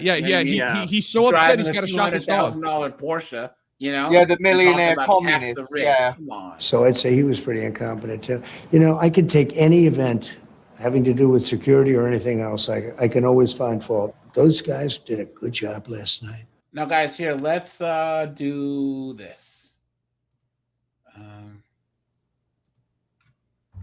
So I'm here in DC for the White House Correspondents' Dinner weekend. I'm here. I went to the WABJ, which is a Washington association. I'm sure that WABJ. He's floating down the street, isn't he? Yeah. He's not even touching the ground. Gay! Association of Black Journalists, and now I'm going to Simone Sanders' party from MS Now. So I wanted to celebrate journalism and journalists, but I'm not going to that dinner. I don't think it's right sitting around sipping champagne and pretending things are normal with an administration or regime that is really trying to kill journalism and you're not a journalist. Jail journalists. Oh my God. You mean how California just was trying to pass a bill saying they were going to jail journalists for exposing fraud? You mean that kind of journalism? Which Don Lemon services loves. to He's bust like, up nearby. You mincing idiot. Yeah. He is like, the worst. Dude, he has So he is the worst. He has Anonymous so mad that he's using like British terms, English terms. Dude, I hate him. What does mincing mean? Mincing means basically like gay walking.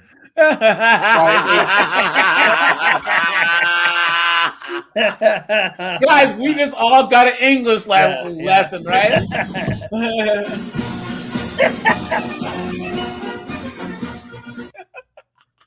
I hate him so much. He is hateable. Come on, guys, let's do this. Okay, now, guys, we had touched on this earlier on, right? But we have to do this, right? Look, we have to do this. We have to talk about it. He's still facing charges too, by the way. Luckily. Yeah. No court date set yet. Yeah. Watch. I was thinking of that. Let anyone? No, I didn't how about the banana peel on the bench? Yeah. How about the Kennedy at the it's a banana peel? What hoax have you actually seen here? You don't think that hundreds of Guys, people? I have covered at least 24 hoaxes like this, where it's some B-dub, right, trying to say that white people are racist. At least 24, at least, right? These hoaxes happen all the time. People showed up at the Unite the Right rally that weren't this informant, that weren't persuaded by his vehicle that got them there. Who was the informant? I don't. What? You don't know. Was it the leader? An informant is not a leader. Do you think it's awesome? I mean, that's the white supremacists there? That it's not real? I don't know. I wasn't there. Are you? All I know is I never heard of it until the day that it happened. You act like you can take the word for a bunch of corrupt people. Proud Boys. So you're saying this wasn't this wasn't created. You're saying this just was an organic event, just like every left-wing event. It just happened. All these right-wingers showed up. Nobody else knew about it. And you know what? Nobody. People are real. Nobody. Okay. You know what? Let me do the simplest analogy. This is like when somebody says, on average, men are taller and way more than women. And then one woman goes, but what about her? And they point to a WNBA player. Yes, Jessica, I'll give you. There Who's probably also a is a dude. bigot somewhere. But you guys created a Griner catching strays. There was this immense movement going on in this country that then put targets on people like Charlie Kirk's back, and he's dead. And a lot of other people were either threatened, physically attacked because of a false flag, which painted an entire, basically, millions of people as white supremacists. 2 generations of white men directly affected by this. Gen Z and millennials, guys. Half the country. And millennial men. That, or what? 31% of the country, 32%. Yep. 34%. Crazy. Basically, if you drive a pickup truck, you're like considered that guy. Yeah. Yeah. No, if you walk around, if you walk around in jeans and a plaid shirt, you have a scruffy beard and you're wearing a hat, you're automatically considered an ICE agent. Yeah. Sure. Imagine if Trump had not won and Kamala Harris had won. Imagine where the SPLC would be now. Imagine how torn apart this country would be. And by the way, I hope that this thing mends, but I don't know, because there are people like you, Jessica, who have such a sunk cost in this belief that this is a belief you were tricked into believing, to think that there's all these racists hiding behind every Cracker Barrel. No, you know what the racists were? They were the anti-racist black activists who saw this as a way to go after whites. There you go. Exactly. But genius. Yeah. Guys, hold on. Which I think that Kennedy chick knew that. Hold on. Guys, please understand what does Snowboard talk about more than anything else? These stupid NGOs and how much they're a joke. Guys, once again, a lot of states and a lot of these things, they have the sunken cost fallacy where they've sunk so much into these government programs, these NGOs, that to tear them down would make them look so bad, right? To say they've wasted billions of dollars over the last however many years. And that's what he's saying. People have such a sunken cost, like fallacy, the sunken cost into saying that there's white supremacists and that there's evil white people at all. Like their whole platform, their whole money-making apparatus is saying white men evil, white people bad, you guys own slaves, you did this, you did that, blah, blah, blah, blah, blah, blah. We invented all of it. Thank you. Yeah. So if they don't have that, they're totally cooked. Because like Snowboard says, like Alok says, like Anonymous says, like Lenny says, and I said, they don't contribute anything at all. You were saying something? Yeah. So one other thing that you need to one thing that they do is they love to redefine words.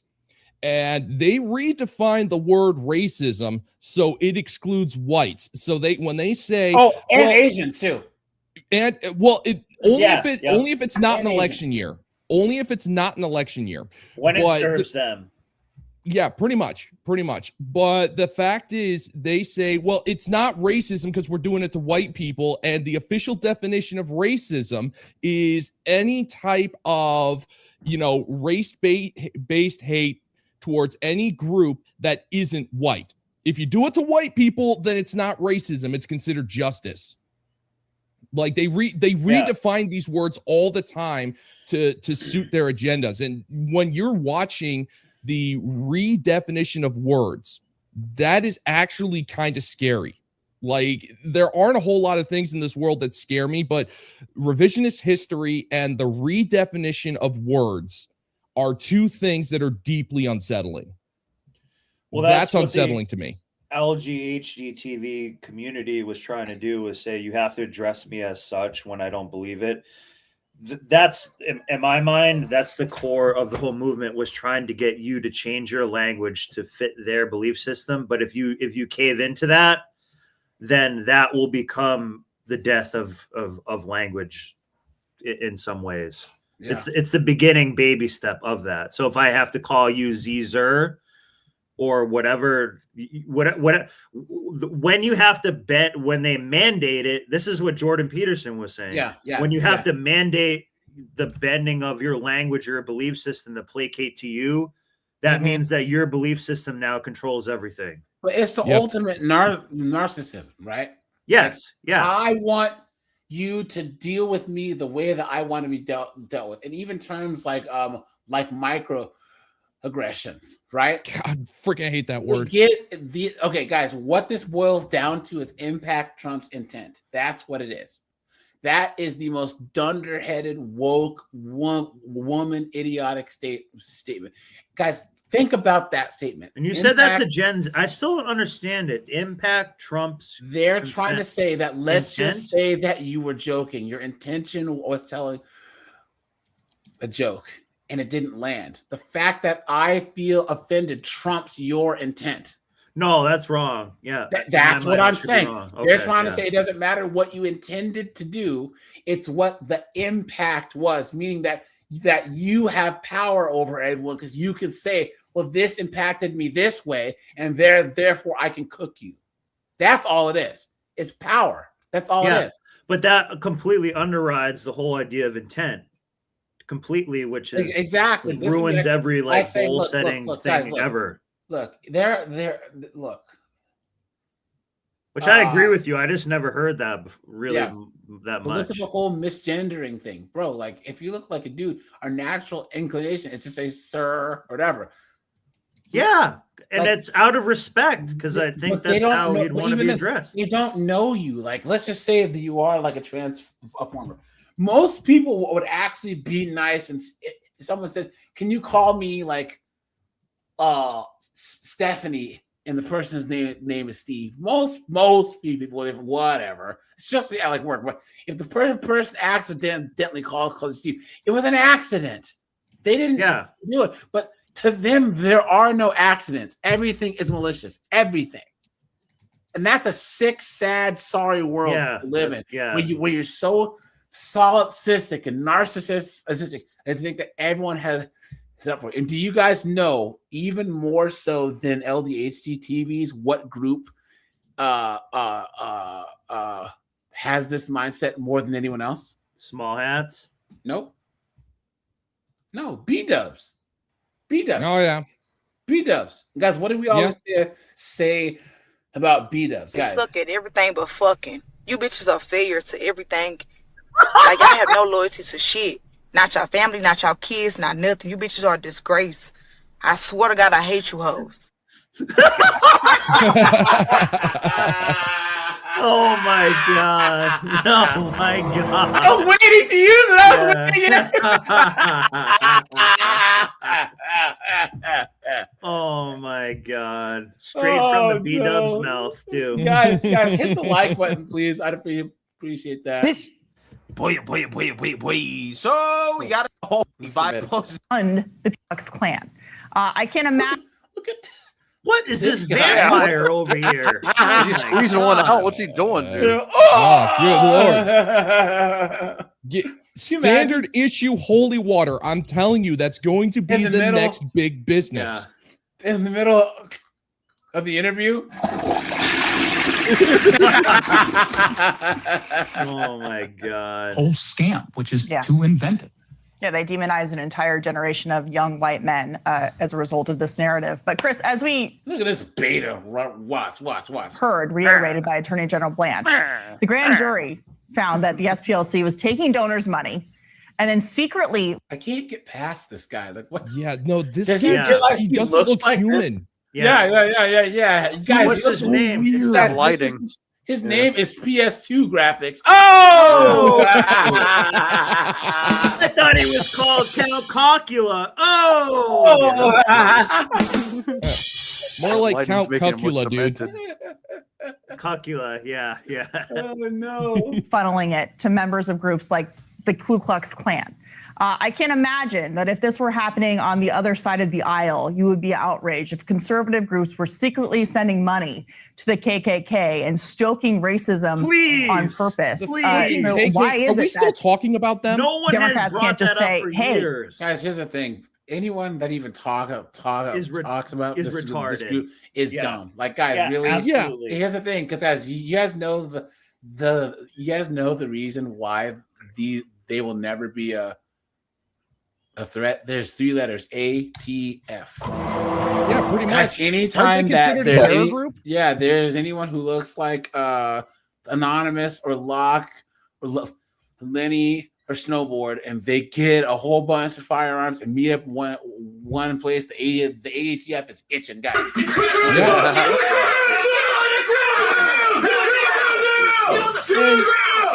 mean? And the thing is, like, so when I think about groups like that, you guys have seen the Blues Brothers, right? The original one. Oh yeah. With Illinois World War II baddies. Yeah. Like, it's like they just drove the police car and knocked a whole bunch of them into the river, and they were just making fun of them the whole time. How did we go from making fun of them publicly, like loudly and often, to them being one of the greatest threats to the American way of life? How does that happen?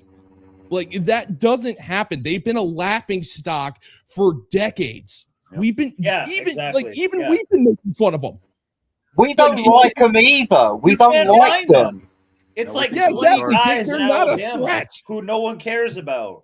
They're just a bunch of freaking idiots. Yeah. Like we've been making fun of them for decades. Then all of a sudden they go, "Oh no, the white hooded guys, they're truly dangerous." Like, but I just don't get like maybe like 50 years ago they maybe were a little more relevant, but not now. They're cooked.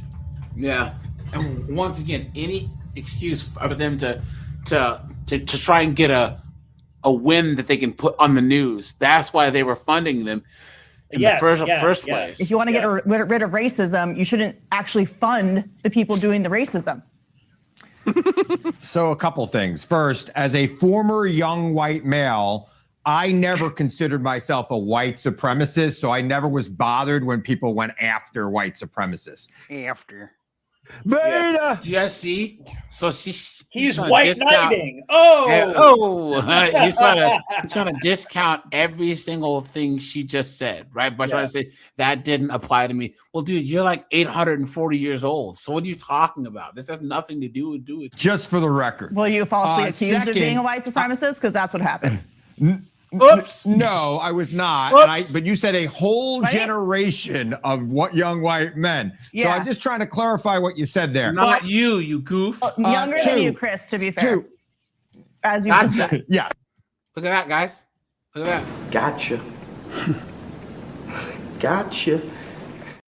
I'm glad you turned that into a meme, dude. I'm proud of you, AJ. That's one of the best ones yet. But not 30 years ago. So question. So should you here's fund the thing. racism if you're trying to get rid of racism? Of course you shouldn't fund racism, but what they were doing was funding informants within the organization, which You've been had. You've been took. And even if that were to be true, that is not their place to have informants like within there. That's not their place to conduct investigations. That's not their place whatsoever. Hold on, guys. Hold on. It's not true because, guys, once again, there's whole operations that their funding went through. So it's not. So this informant sure did do a good job of organizing and carrying out their operations. Yeah, but what are you talking, guys? This is such crap. Yep. Yeah, AJ, do you think he was wrong? Yay or yay? Look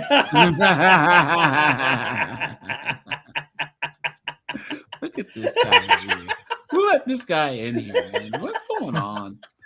What is going on? He looks like a snorkeler. By the way, the FBI and every other law enforcement agency in the United Well, States they're not a law funds enforcement things agency, they don't first of all. like They're to not get law enforcement. informants. Every single one. And they are trying to do their best here. Now, look, here's the thing. Maybe good, maybe a bad indictment.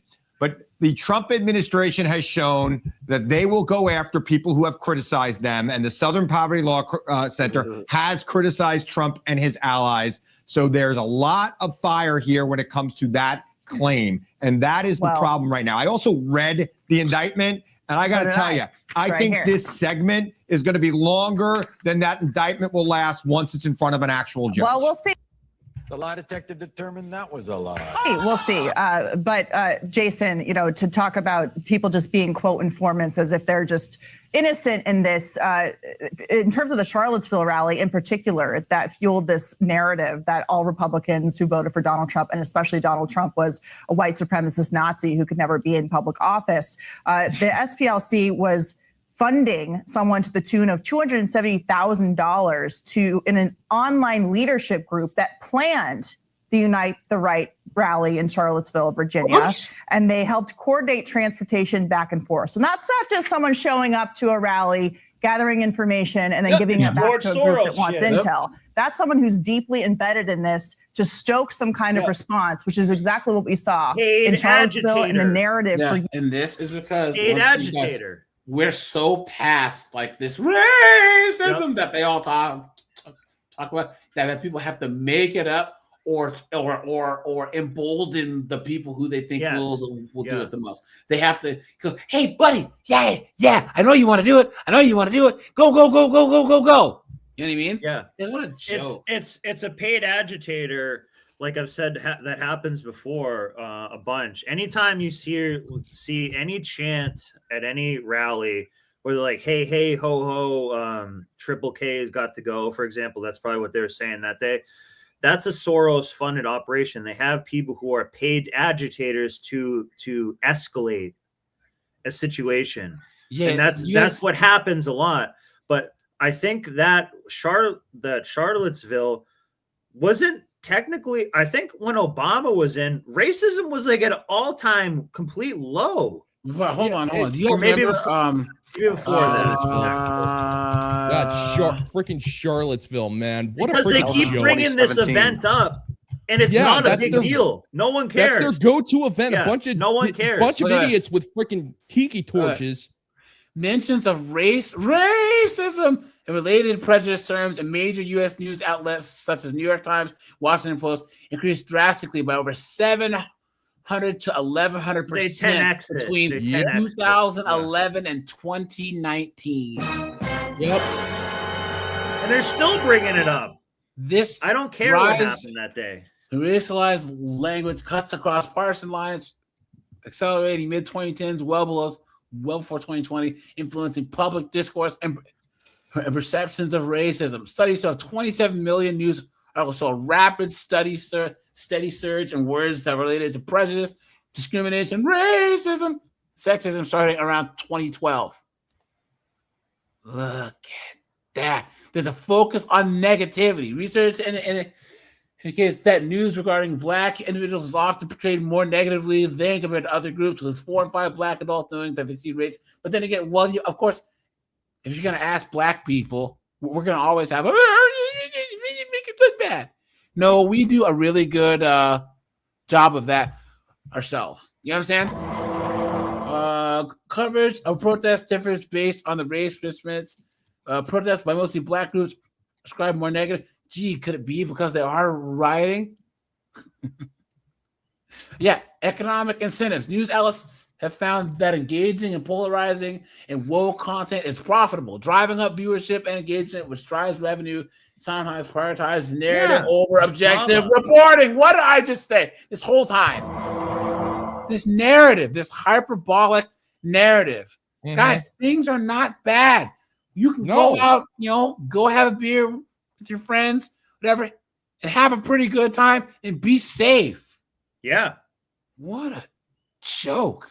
Yeah, no, they and the funny thing is, again, going back to language, how everybody on like one side of the argument are like going, I don't feel safe anymore. I'm so unsafe. Like this place is so dangerous. Like, yeah, the world has been dangerous since its inception. But then get out.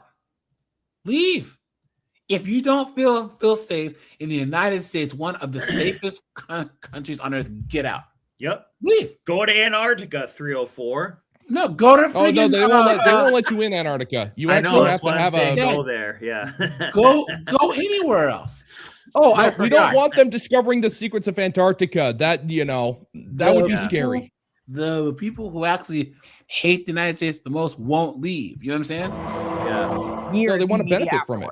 Go to London and be knife crimes. They've gone after the Southern Party. Oh God, she's going to be a menace. Here's some loud mouth beats. Just look at everything but fucking. You bitches are failures to everything. Like, I have no loyalty to shit. Not your family, not your kids, not nothing. You bitches are a disgrace. I swear to God, I hate you hoes.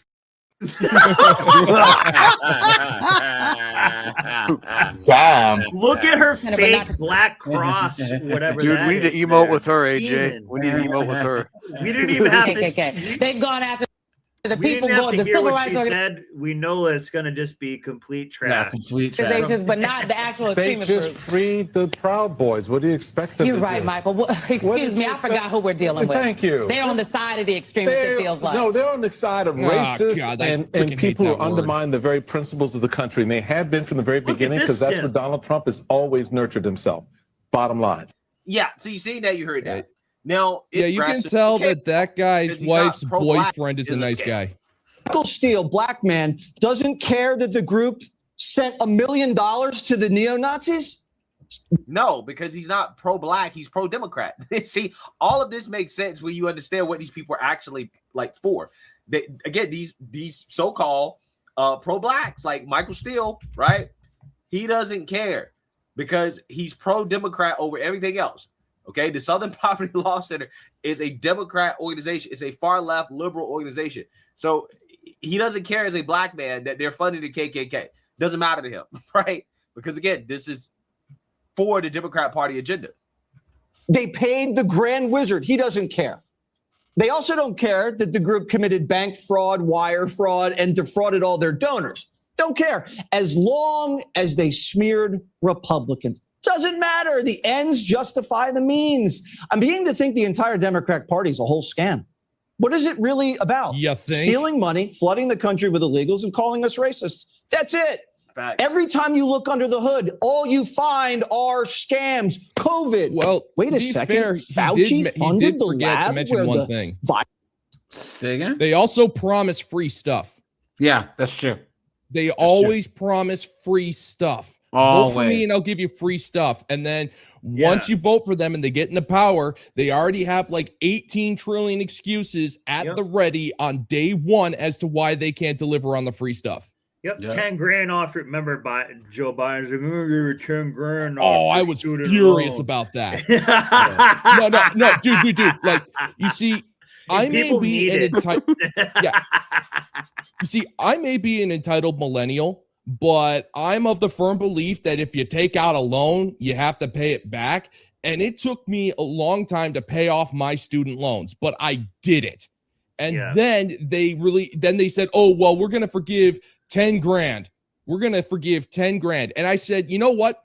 If you're going to forgive 10 grand for a bunch of life failures who went and got a degree in underwater lesbian basket weaving, give me $10,000 worth of tax write-offs. Well, but guys, here's the thing. But they didn't even do that. It lied to them. Remember that? They didn't do it. It was a lie. If that would have happened, you sold out for 10 grand. Who has the majority of the student loan debt? Democrat, women, liberals. Women. Blue hairs. And who are the only ones that actually pay net taxes, that are actual net taxpayers? Men. Thank you very much. Men. So they want us to bail them out again.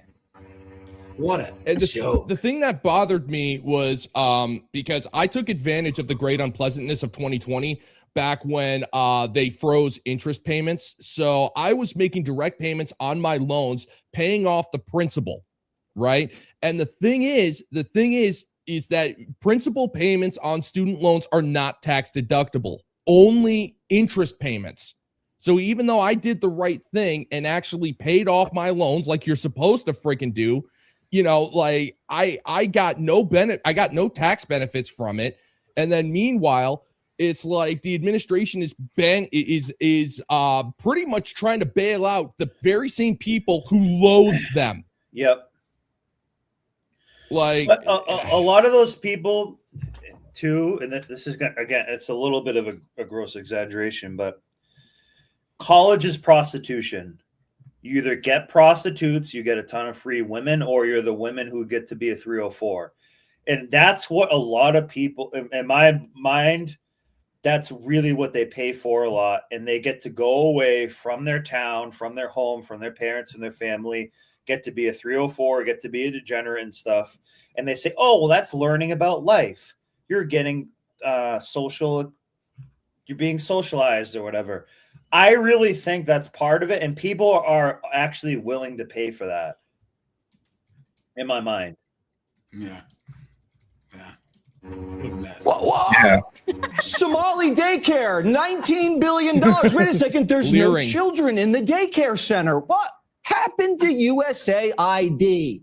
None of the money left DC. It all went to Democrats there. Yep. Everything. USAID Hunter, whatever happened is a very corrupt. Like we said, that was a George Soros type of thing where they go and chant and do these protests and stuff. we've talked about this many times before. USAID is basically like a CIA slop fest. Pretty much. It's just a slush fund, just right? Allocate this money to all this stupid stuff. You see all these, but it goes to certain agendas and all these like certain media things and shows and Netflix, LDHGT, TV, two dudes blowing each other's shows are all going away because their funding got pulled. Yeah, and a lot of it was that US games. Yep, ID money. That's all it is. Like, wasn't USAID responsible for some type of woke training seminars for women in Afghanistan? Yes, they were. Yes. And it's like All they that actually type of go stuff, there yeah. and it's just piles of woke garbage that nobody even bothered reading. Yeah. Well, it's a slush fund, but they have to try to think of various titles of programs and stuff to do it. But they want those programs to kind of serve their agenda as best they can. I think a lot of it's just a cash grab, honestly. Once they're easily skimmable. It is, but what I'm saying, the way they justify it is through those titles and whatnot, to make it seem like it has a goal. The goal is a cash grab. Make no mistake about it. Yeah. Let's see here. Deal. It was about $1 trillion, right? Where are the windmills? The green. Where are the solar panels? Where'd they go? I haven't seen anything. Where's they my haven't even high-speed built. train? Where's the internet? Right? Y'all remember that the internet project, infrastructure, right? Bringing broadband to rural America. They spent billions of dollars and billions. The Baltimore Bridge is still broken. Cities also, wasn't it? Like, I forgot about that. Say again? Baltimore Bridge is still broken. That ain't They had a fixed. program Remember that? where it was going to be free internet infrastructure in the bigger cities, like Wi-Fi for everybody and stuff like that. Did they not? Or am I? Yeah. We were supposed to have like an electric high-speed bullet train or something. Yeah, all kinds of things. Yeah. Yep. What all I want is the flying cars that Robert Zemeckis promised me. Yeah. And guess what? We're like 20 years late. I know. Yeah. Right? Thanks. Can't believe movies lied to me again. I know. The federal highway charging stations that they're supposed to be building. Where that at? Right? Yes, it's a scam. 100%. Yes, 100%. The little charging stations for the EVs. That's exactly what I was Where about to did say. it go? How about Omar?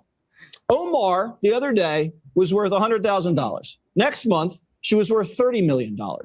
Then she went back down to $100,000. How does that happen? They put Donald Trump on trial because of a bookkeeping thing. And she just gets away with inflating and deflating her net worth. Maybe she's hiding the money. Maybe there was never any money. Here's the point. You can't pay racists and then raise money off racism.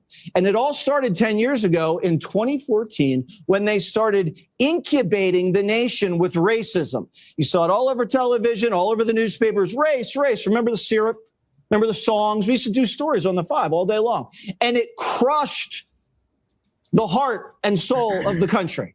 Everyone was afraid. People were getting canceled. You couldn't say what you wanted to say. And then what did it turn out to be? A big fat psyop. Yeah. And it turns out we all love each other. And they don't want us to love each other. But we do anyway. We love you. Guys, what do you think? Yeah. Right? Wow. Aunt Jemima, that bigot. Yeah. Oh yeah, Like, Uncle Ben. Yeah. Oh my God. Yeah. Like we all. I know. I remember the day that they canceled Aunt Jemima and the Land O'Lakes girl. And the Land O'Lakes girl and Uncle Ben. We finally solved racism. Racism was cured on that day. Yeah, we removed all black people from the eyes of everyone. Yep. We solved racism. And guess what? I remember there was no more racism after that day. It solved so many problems. Yeah. Thanks, and guess Obama. what, guys? It's all printed money anyways. So Pretty much. Yeah, if you're It's all a fiat currency scam. It's fiat currency anyway, so who cares? Yeah. You're all cooked. Like, Guys, here's the thing: we're arguing over these things that affect our money, but the money is printed. anyways. So it's just very ridiculous. Yeah. And that's why I drink. Yeah.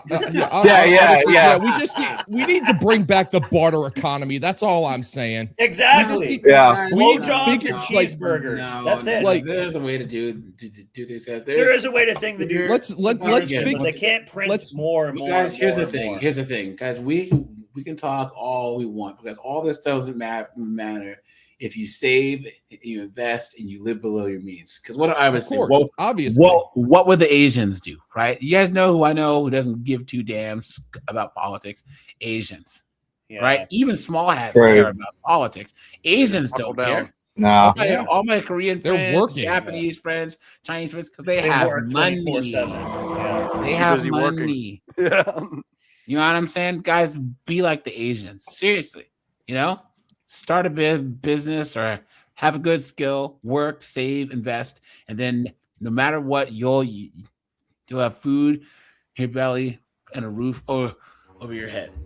Do what the Asians guys have no student loans. Yeah, they're big on generational. The biggest scam ever. Student loans. So I'm not an investment advisor, but I was talking with a dude once who was an investment advisor, and we were sitting down. I was telling him about how my job just opened up a 401k, and I was asking him about how much I should put in, and he looked at me and said, "You've got student loan debt, right?" And I go, "Yeah." He gives me the most cynical of grins and said, "Dude, just get out of debt. Yeah, just get out of debt. Just do that. Focus. Don't focus on." That's what I did. These people who are talking about student loans, but then buy houses. I know two guys where their wives have $250,000 in debt for pharmacy school, and they have like $500,000-$600,000 houses. Like, why? Oh my god! Why? Because the money's printed. That's why. Well, they have no concept of how money works. They just because it's don't. Printed. Yeah, pretty much. They have no idea how any of it works. Yeah. They have no idea how debt works. Like it's like, how many videos have we seen of modern women graduating and they're saying, "I've been making minimum student loan payments for the last 10 years and I owe more." It's like, did you read the freaking paperwork?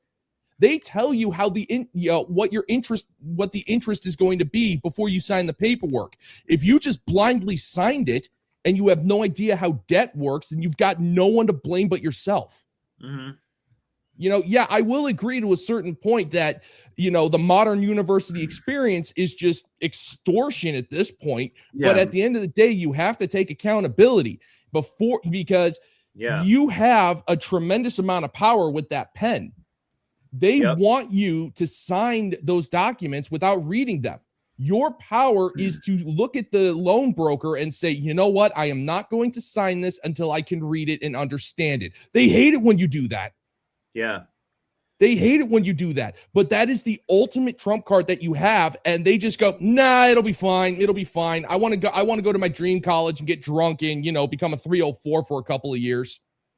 But that's what but Locke, that is part of the sell. People do actually want to do that and will pay a lot of money to do that when they're young, and they do. Mm-hmm. Well, it's like they do because you can go some. It's actually, I'm not saying it's worth it, but I'm saying they do actually give you some value in that way that they're not saying that they do. They're allowing you to go to a campus, do a bunch of drugs, bang 304s. You can be a 304 if you're a woman.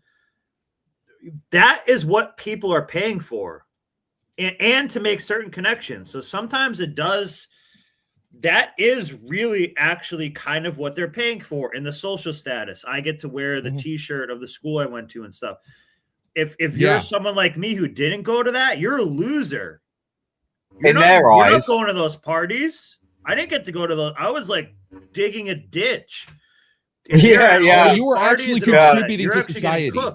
And you're actually jealous of them that they didn't do it. So I'm not saying that it's not predatory and stuff, but I'm saying the underlying thing that they sell is that you can do drugs on a college campus and not get in the same trouble you would as if I did it and I'm not in college. But guess what, Snowball? You can do a bunch of drugs and not be thousands of dollars in debt. You see what I mean? Well, Yeah, but, it's but like you to get can- yeah, you access don't- to them, you need to kind of be on the college campus. Is kind of what I'm saying. Yeah. And would you When you're on actually- the college campus, everything is a softer penalty than if you were not. Yeah. I'll put it True. that Yeah. way. True. Yeah, no, That's is true. what I'm trying to say. Yeah, They have that their is own true. police and Like, shit, yeah, yeah. if you are caught like underage at a kegger at on a college campus, There's like at a nothing frat that will house or something, happen to you. Yeah, you'll you'll spend a night in the drunk tank and maybe but- get a misdemeanor if that. But if Nug does that, he actually might go to jail. Oh yeah. And see Oh yeah. serious time. And he just did the same thing that you wanted to do when you were 19. Yeah. You know, I always- to me, I'm not defending them. I'm just saying that is a part of the whole sale of college, is that you can kind of be a degenerate because you're like, well, it's college. Oh You can yeah, that was crazy when I was in that four-way, but that was at college. Yeah, it doesn't count. That thing, exactly. But people want that, and they are willing to pay for it, whether they admit it or not. Whether they have to pay for it later, they bitch about it, but they want that. They So do. here's a- I want that now. God damn it. Have you guys ever seen Pinocchio? Right, the Yeah. island they go Yeah. to, the Pleasure Island. Mm-hmm. That's literally college, where it's Epstein. like and it's like Mr. Big E, and it's like, oh, guess what, guys, you pay for it with your soul. Yeah. At the end of it, and that's what happens in college. Well, Not necessarily, No, because you are it's young. happening here So, like, for a good look. I'm not being a hater. I'm just saying when you go to college, those type of things go on. Yes. There's less accountability as if you were not in college and you had Yes, if you're but working at the hardware store or something. What I'm saying though is the majority of college students now are female. Okay. Yeah. Yeah. And they're Good point. There's Yeah. all the Chads that are, Chads and baseball, Fraternity and, Chads. frat dudes and basketball, the football team, Jamal, and all the rest of their dudes are just minding their own business. Honestly, guys, a lot of guys are either not going to college now, or they're dropping out. The issue is that you have to try and date and deal with chicks in your late 20s or early 30s that have been through the ringer that Snowball talked about. Yeah, exactly. You know what I mean? But I'm saying Guys, they view that if like she it doesn't says count. That she's been to college, She's in there for and that a she sorority, studied she's cooked. abroad, or that and that she went on a bunch of trips in college, guys. That's all that means, guys. But that's what college is. You know And what I mean? I think that they're willing to pay a little bit for that, whether they want to admit it's an unconscious thing that they're willing to pay for. Yeah. I mean, so Personally, sorry that's to what I interrupt. think.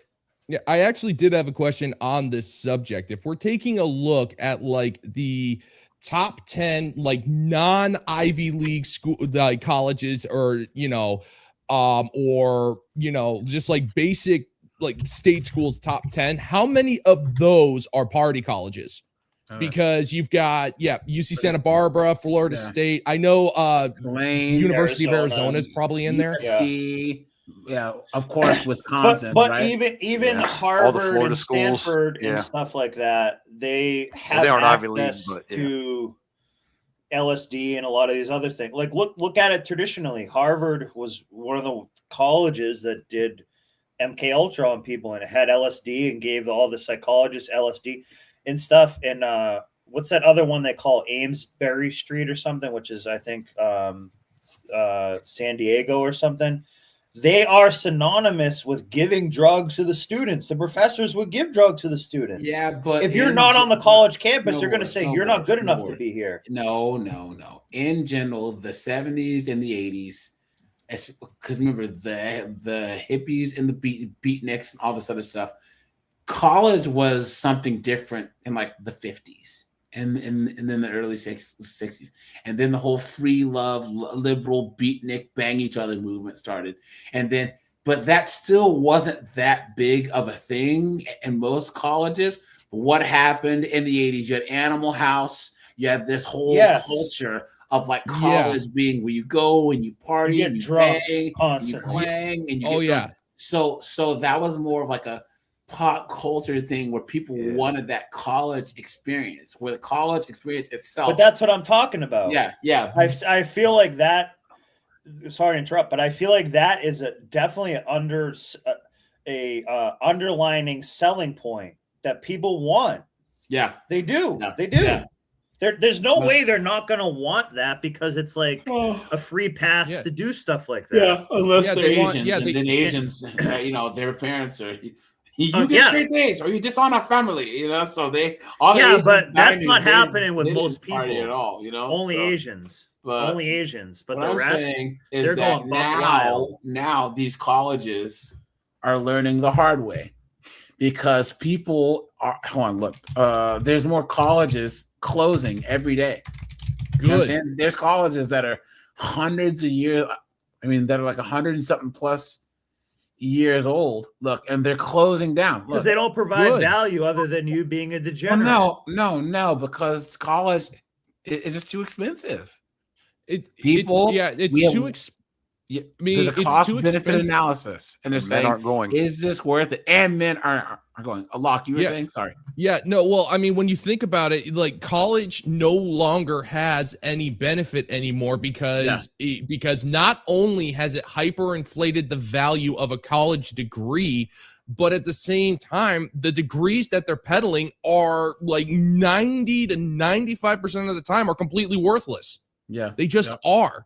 And you cannot, and this whole system is propped up. It can only work for so long. And college has more or less been growing into a bigger and bigger scam since post-World War II. Like the GI Bill changed everything when it came to a college education. It went from something that only like very, very, very specific people could get to the thing that everybody could get. And one of the biggest things that the boomers were taught is that the education is the most important thing in the world. You have to go to college. And that was peddled to every generation afterwards.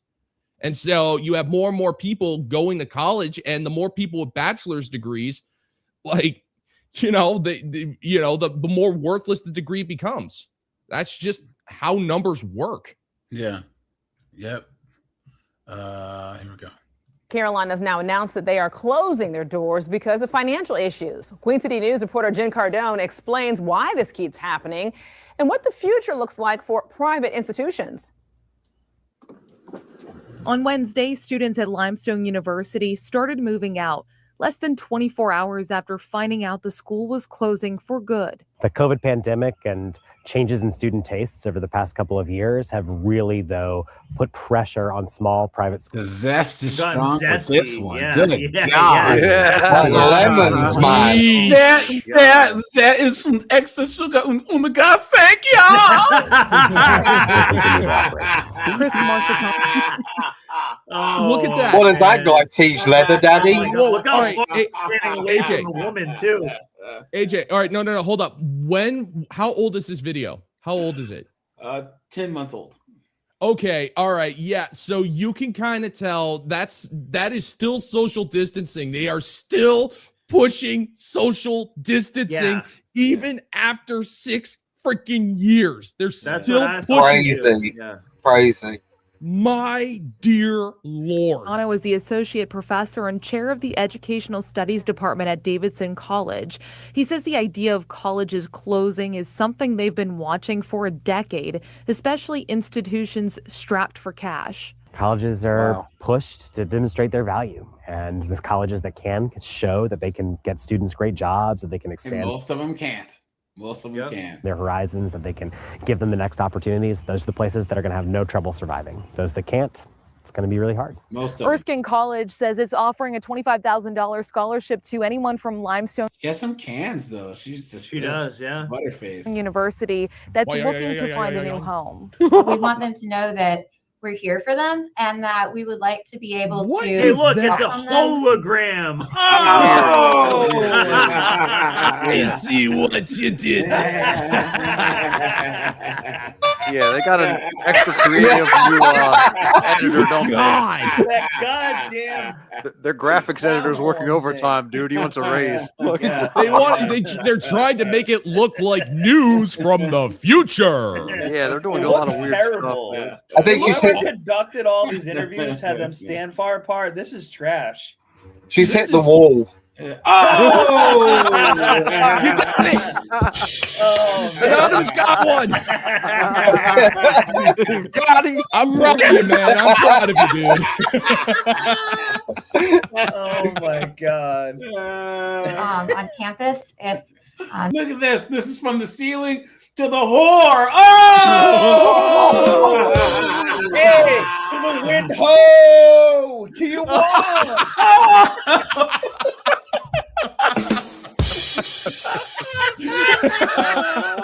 Oh, I'll give that bitch a railing. Oh! You got a rule, sir. If they only knew when they put this out. I know, right? Yeah. Look at that. They're trying out their news, I think. That's why they put it on the wall. I just sneak it in there. school for them. Brianne Holmes is the director of marketing and communications at Erskine College.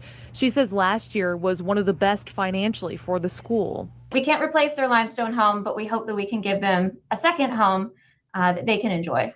Marsicano says limestone students should take advantage of opportunities like this. He says colleges have shown to be resilient even in rural areas. This is probably not the end of small Yeah, colleges it's in nice. this country, especially those places that have strong alumni ties or large endowments. Jen Cardone, Queen City. So here's a question.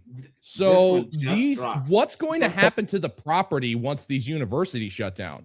Public housing. BlackRock will buy it. Don't worry about that. Okay. That was a stupid question. I should have known. I'm That's sorry. what'll I'm happen. sorry. Yeah. Government housing for all the illegals. Data center. Yeah. Yeah, They'll there you take go. down all those beautiful trees and everything and make it like a data center for BlackRock. Put a big moat. Yeah. It'll be. They'll knock down all the trees. They'll dig up all data the center plants. with a moat around it. Someone's like, oh no, I forgot my books. I gotta go back. After BlackRock buys it, they step on the lawn. These kill gun them. turrets. You get electrocuted immediately. Yeah. Here's what they'll do.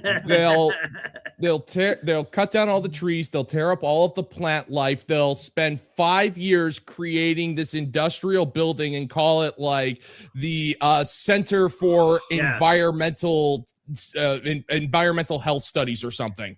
Yeah. No, it's that's a what they'll 5-minute do. city where you just take a dump anywhere you want. That's what they're going to do. It's a 5-minute city, not a 15 minutes. So It's a San 5-minute Francisco? city. Yeah, you can just take a dump and do heroin anywhere you want. Oh, dude, no, nobody does that anymore. It's fentanyl. Get with the times, man. Whatever they're doing.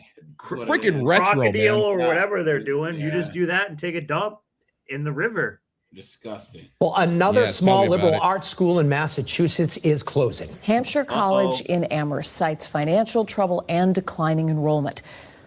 WBZ's Aaron Parsegian is live for us in Amherst tonight talking with students. Aaron?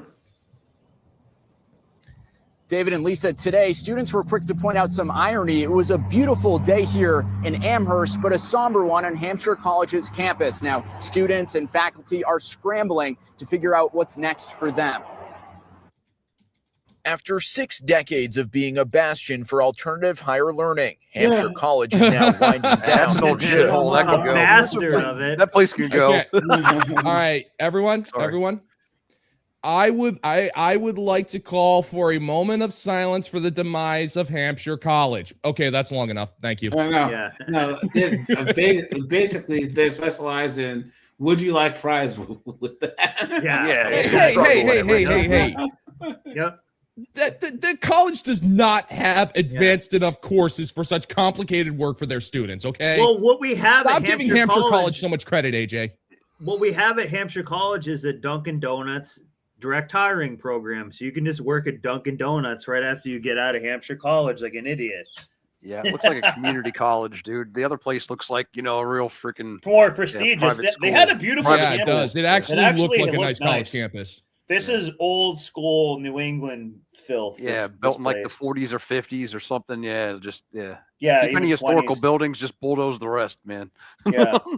Yeah, no, the other place actually looked like a legit college Yeah. campus. This is like slop. This is nothing. But it shows a trend though, for sure. Yep. Using accreditation, the Board of Trustees voted to close the school at the end of 2026.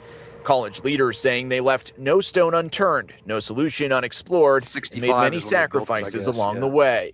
On Tuesday, students and staff walked solemnly through campus after learning the news. So everybody that's more like relative underclassmen is just screwed after the end of this semester. It just has ended. We don't even get the fall. We only have a couple of weeks to figure stuff out like transferring. Jake Farrell transferred to Hampshire this year and now worries he won't find a college like it anywhere. It's really sad because I think this school has like the lie detector determined that was a lie. Great concept. And I'll say this: Amherst, Mass, is upper middle class, wealthy people. These people are fine. This kid here has not had a real job or done anything in real life, so this is not really a problem for him. liberty But that it's they true. give you, and it's really a shame that it didn't work out. The small college boasts a big list of distinguished alumni. Actors Liev Schreiber, Lupita Nyong'o, and documentary filmmaker Ken Burns. Wait, that's something to.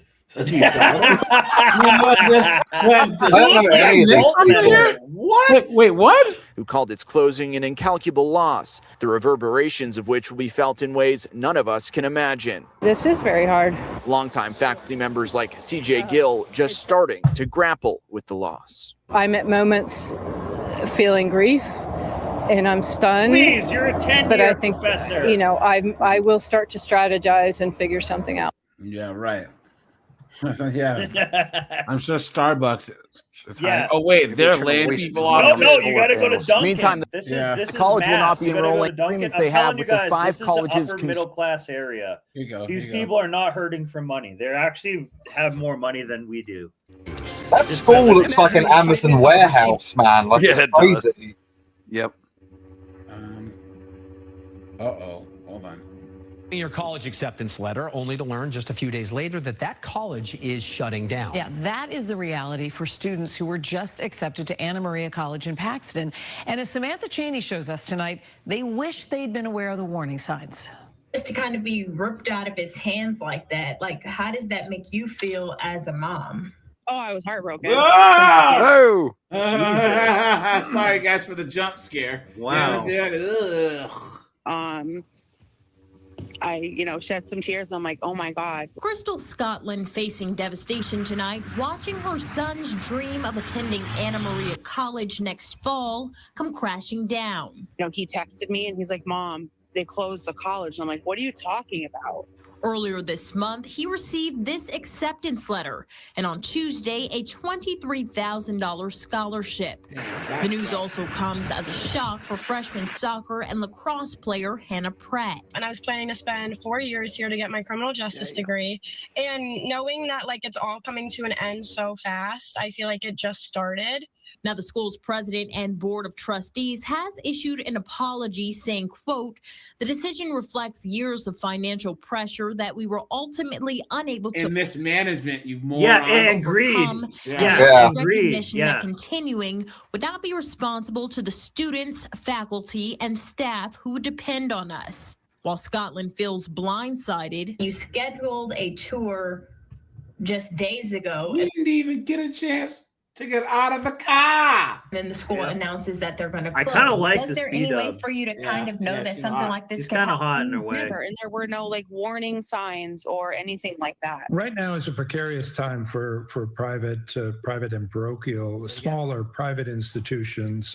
Paul Revel, former Massachusetts Secretary of Education, tells parents There's something called the financial assessment and risk monitoring. Dude, I bet if you look at their That guy faculty is numbers scum. and salaries, dude, over the years, they've just done nothing but go up and up and up. I'd like to see what their school's director was Oh getting yeah, paid dude, they're there. getting 160K and stuff. Yeah, Absolutely. yep. I was thinking that about 200 or so. Yep.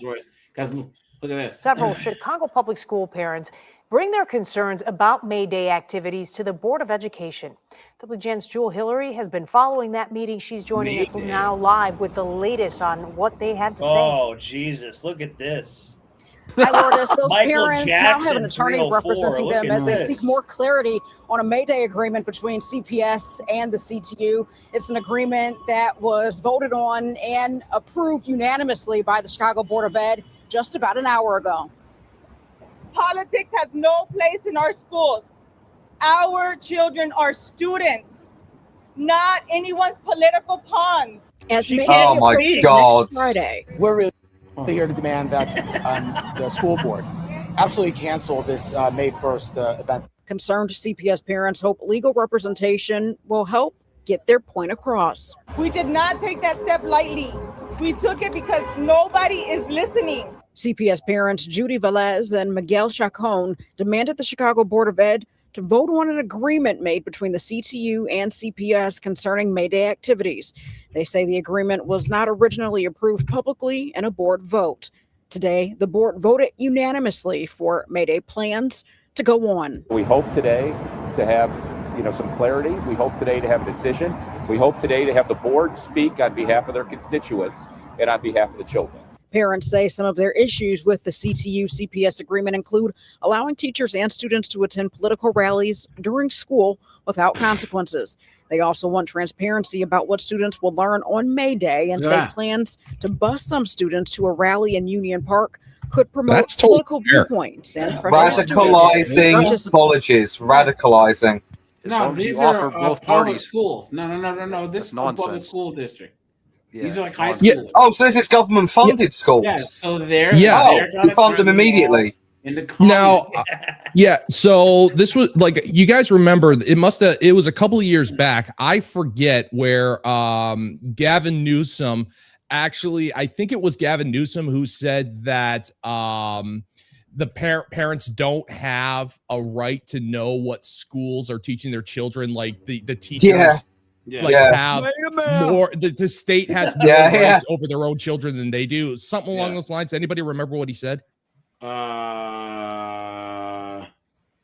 He did say something like that, where it's just like, he said they that, don't. like, the state has more rights over their children than the parents do. Yes, I remember that. That they were saying the children are actually the property of the state.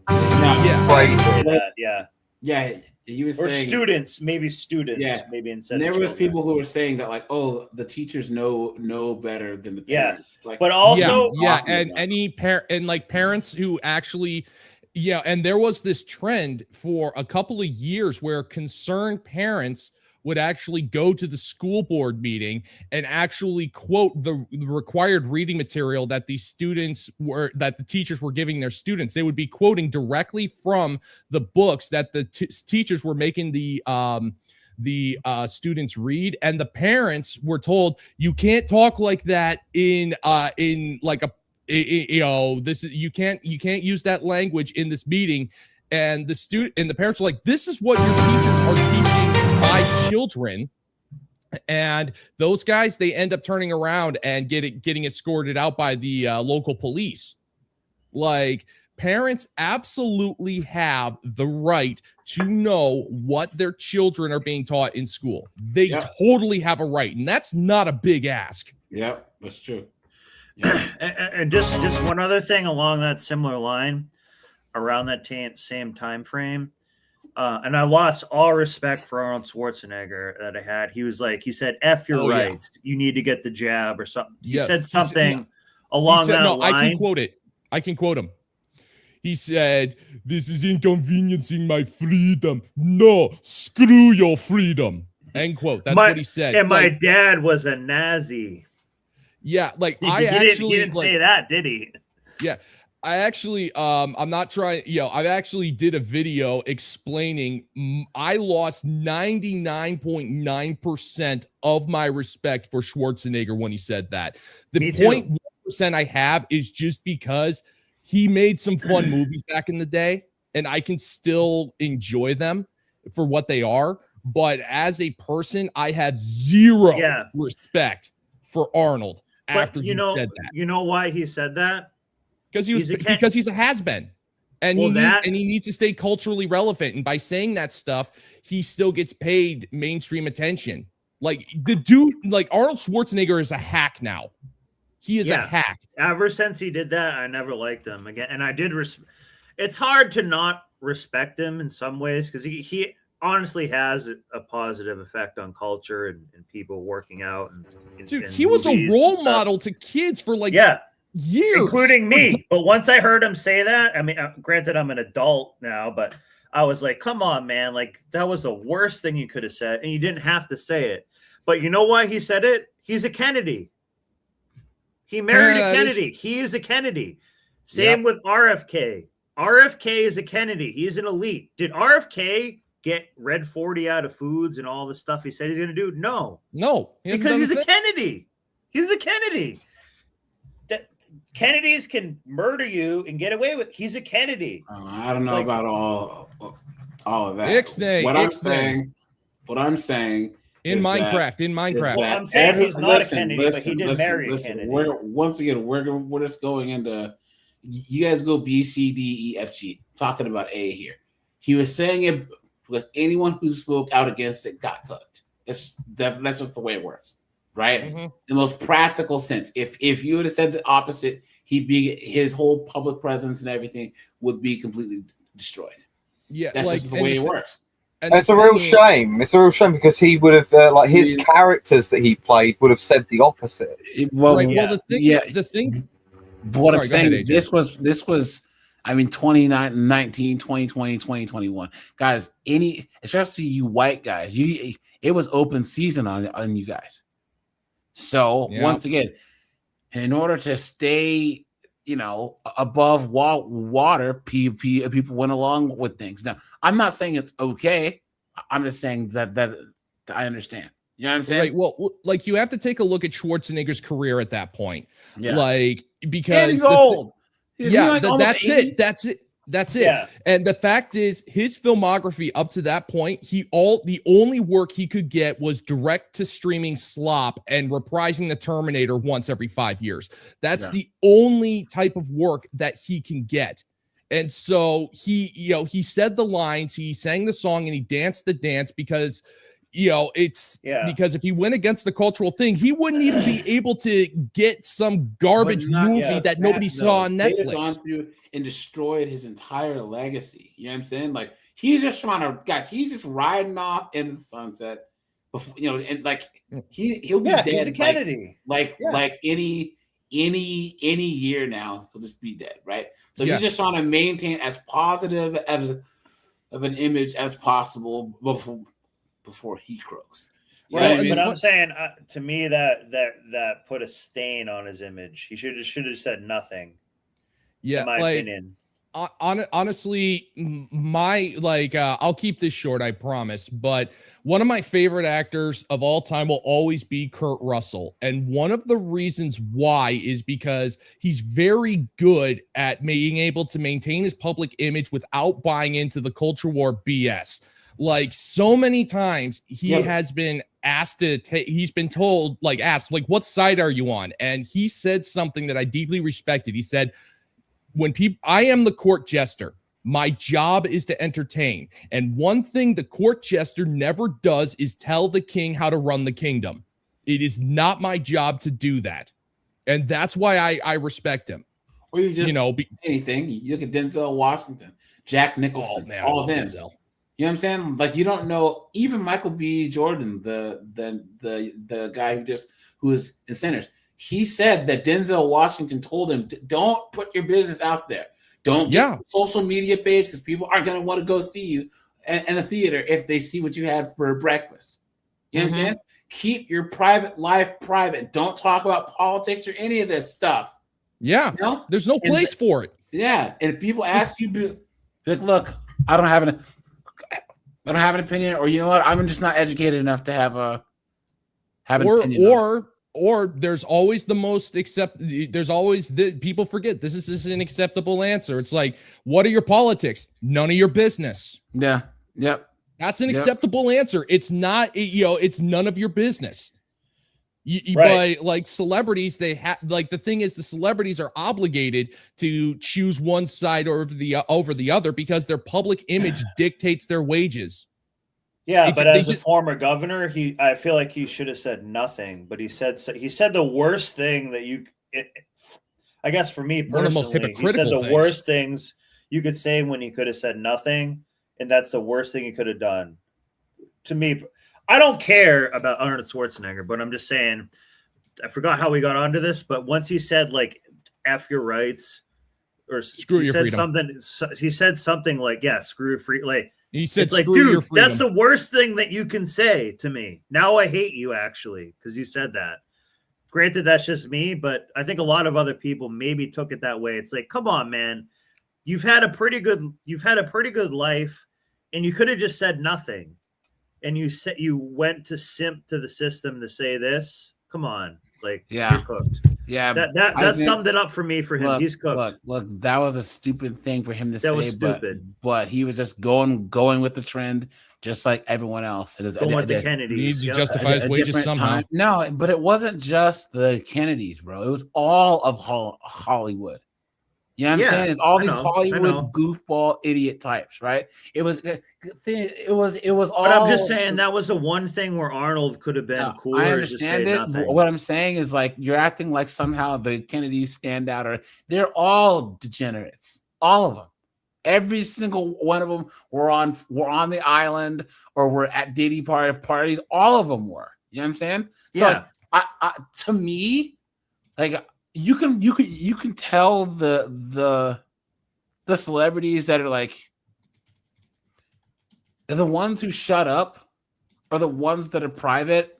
So like Denzel Washington, he's a real one. You know what I'm saying? Like, I've never seen him say or do anything that makes me think that he was on the island or any of that. Because he's been married for however many years. I don't even think he lives in LA. He like flies into LA, gets his deals done, and he leaves. You know what I'm saying? So there's certain celebrities where you can just tell that they're just not about that stuff. That's like a Brock Lesnar, the wrestler. Like Clint Eastwood, maybe, perhaps. Yeah, he always hated the wrestling life. All the drinking and doing drugs and all that other stuff. Brock, he got his first check from the WWF. Bought his big house out in the middle of nowhere, and then he would travel, then he cooks steak and goes the hell home. You know what I'm saying? Even they said he got to the point where he bought his own like private jet just to be left alone, so he can like not have to go through the airport and get swamped by fans and see people. He just hated it. He's wanted the money. He didn't want to be famous. He wanted to just go home. That's what he wanted to do. And there's plenty of celebrities and musicians that are out there, but they are a small minority.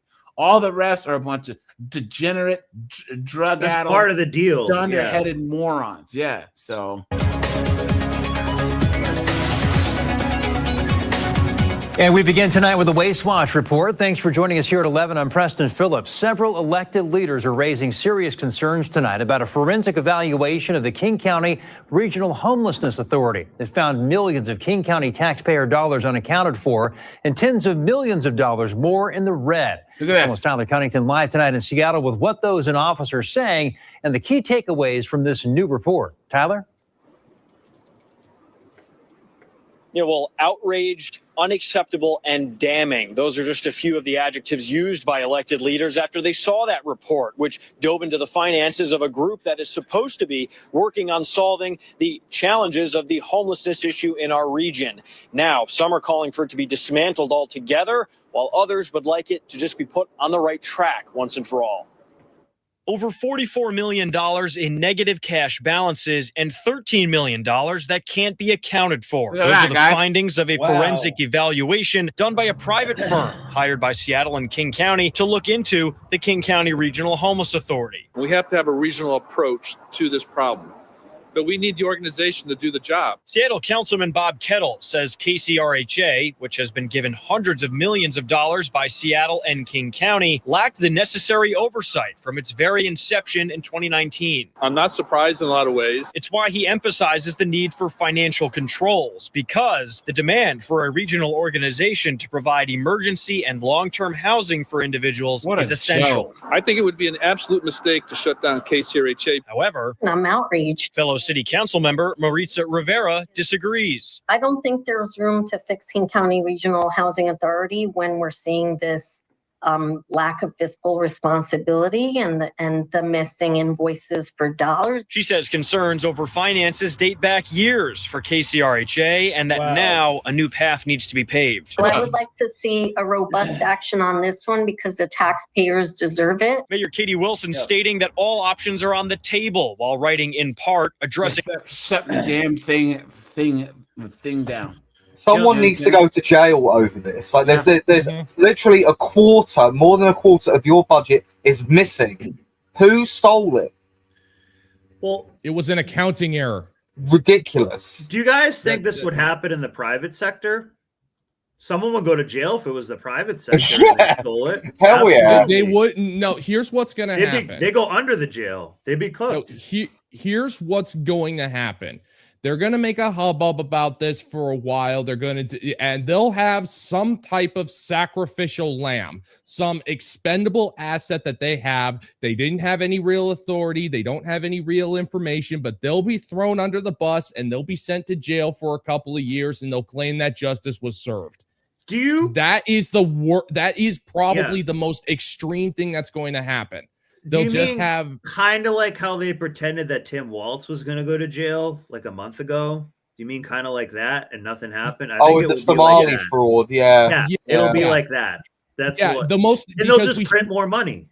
Yeah, we see this kind of stuff all the time where it's like they, like the most powerful people, like one of my favorite quotes is from the movie The Usual Suspects. They are protected up on high by the Prince of Darkness. They will never see the inside of a jail cell. They already have, if they have to, they already got somebody that they can throw under the bus. Somebody that is not that important. Somebody that they got no problem effing over. But that is like the nuclear option. Most of the time, they're just going to wait for the 24-second news cycle to take its course and for everyone to forget about it. Because this type of stuff gets forgotten all the time. About no 2 way weeks. we can keep up with it.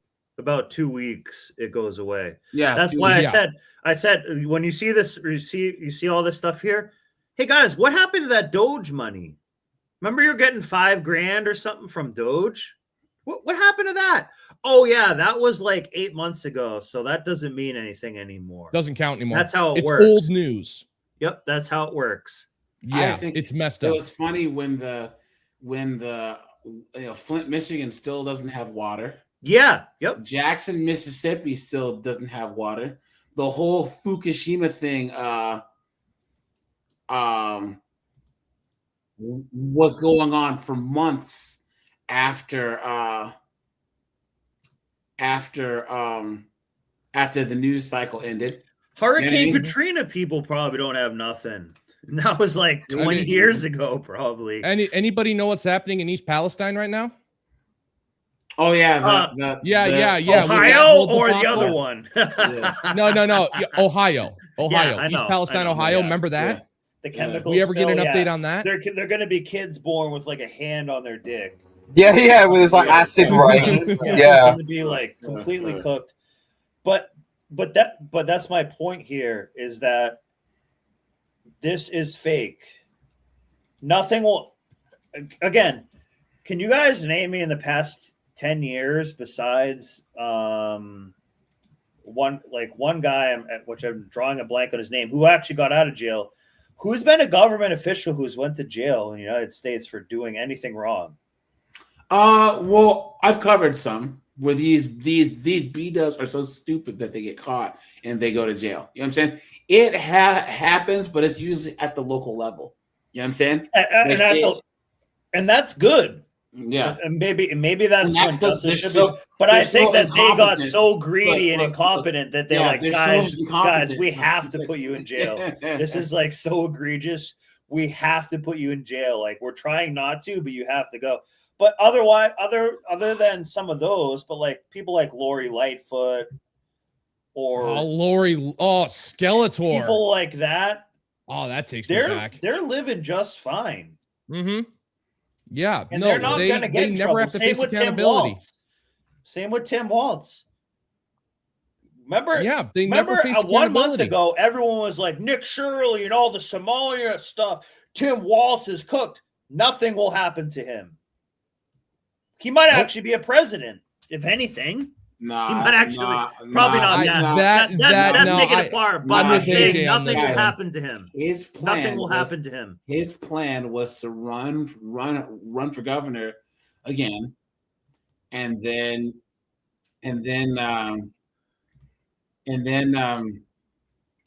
try and run for president. But now because Nick Shirley think he can't. Well, he decided not to run for governor again. And if he did try and run for president, he's gonna get absolutely cooked. Hold on. Right, but what I'm trying to say guys, is he's not wait. gonna get in trouble for nothing. Anonymous. Oh, I love it. What is this? Dude, What is this? dude. Oh man, I saw this. Yeah, dude. Labour has released its banned party political broadcast containing quotes from reform UK politicians. Depression Look isn't at this real. autistic mess. Man. It drives me mad when I see adverts full of black people, full of Asian people, full of people that, basically are anything other than white. London has become a third world shithole. How are they wrong? How are they wrong? Yes, it has. What are you talking about? Literally, how are they wrong? People from other religions should eat bacon for a month to prove their Christian sincerity and credentials. I'm a racist, and I'm proud of it. Wow. Some women should have never left I'm the glad she kitchen. admitted it. Andrew Tate was a very important voice. It's highly likely that the COVID vaccines have been a factor, a significant factor in the cancer of members of the royal family. Oh boy. Is it the Bilderbergers that are come running on. the world? We all know they didn't There are take many, it. Man. many other theories. Could be the Masons. Some think it's the Rothschilds. Maybe it's George Soros. I don't know. That's crazy. What I do know is actually, I don't think any of it is a conspiracy theory. Think it's real? Yeah. I don't believe any of what I've just said. But you should know that there are people who do. Every word you've just heard was spoken by Reform UK politicians. There's only one way to stop reform. Vote Labour on Thursday, the 7th of May. So this was an Are you serious? Are you serious? It's like the white dudes for Harris over there, dude. They're so tone Anonymous, deaf. Please, dude, the floor is all yours, bud. Man, I don't even know what to say. I'm so like, all right. Can I just want to say so something. mad. Yeah, anonymous. You're originally a Brit, right? Yeah. Dude, you have my condolences on what's happening to your home. I mean that sincerely. I mean that sincerely. Like, well, I'm actually pretty hopeful with what I've been seeing. Yes. There's okay. There are so many people who have just been woken up by all of these boomers and like all of these like normie people. Like even they are noticing.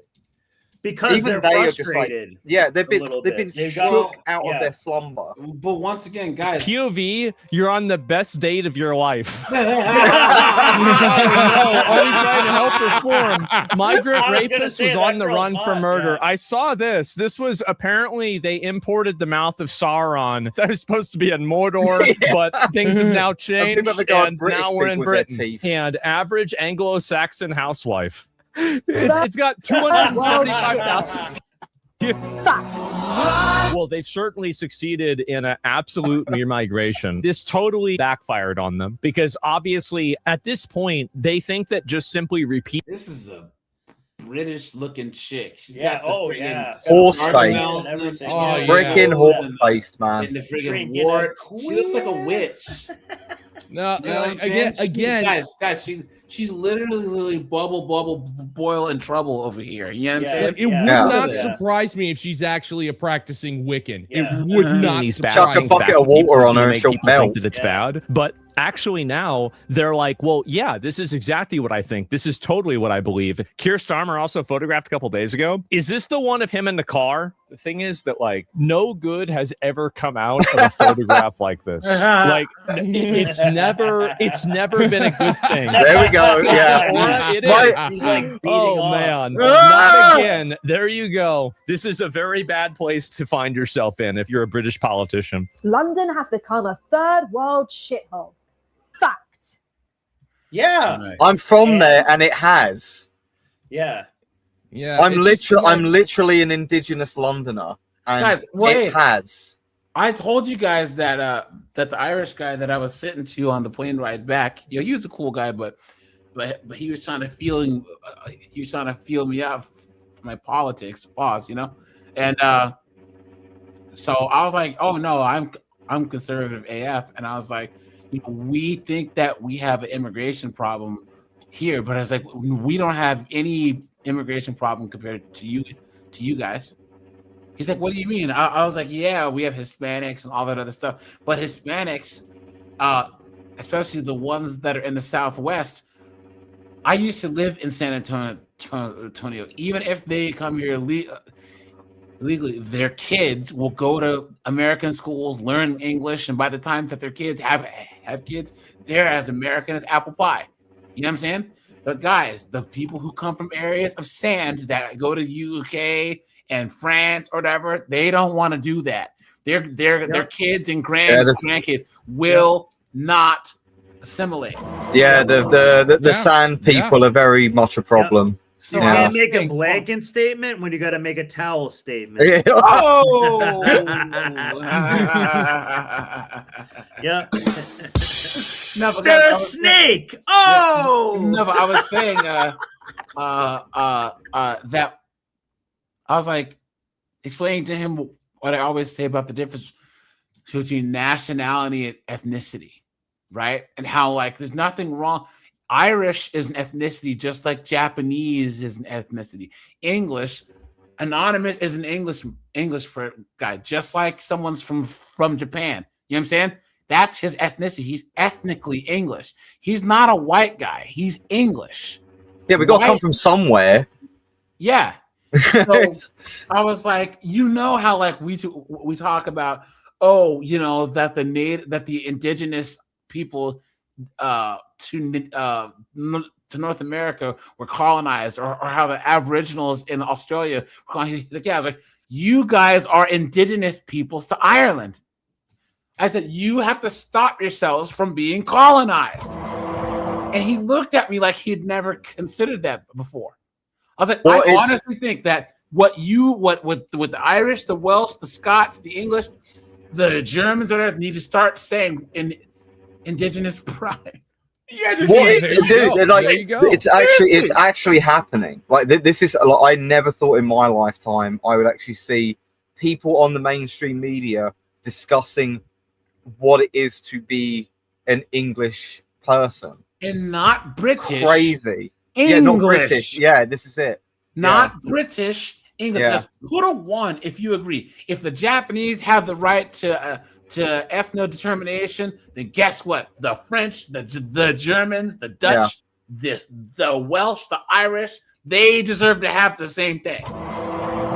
I don't see anything wrong with Anonymous as an Englishman saying, look, I would prefer that my country remains majority English, everyone speaks English, and most of the people look like me, because that's what the Vietnamese do, that's what the Thai do, that's what the Indonesians do. I don't see anything wrong with that. Well, I've got to say, like in England, like the deportations are inevitable. It's going to happen. Like I've been listening, watching. We're going to see what's happening in the US. It is inevitable, and it's going to happen. But how it goes, I don't know, because it's either going to be reform or it's going to be restore. So we're going to be the main right-wing parties anyway that are going to be winning. It's not going to be conservative. They're pretty much dead. But yeah, we'll see what happens. I hope so. All right, yeah, guys. I hope so. Oh, I'll shut this down. All right. I'll be live at 5 o'clock tomorrow, guys. Yeah, Appreciate you. cool. Bye, guys. Sweet. Thanks, guys. Bye.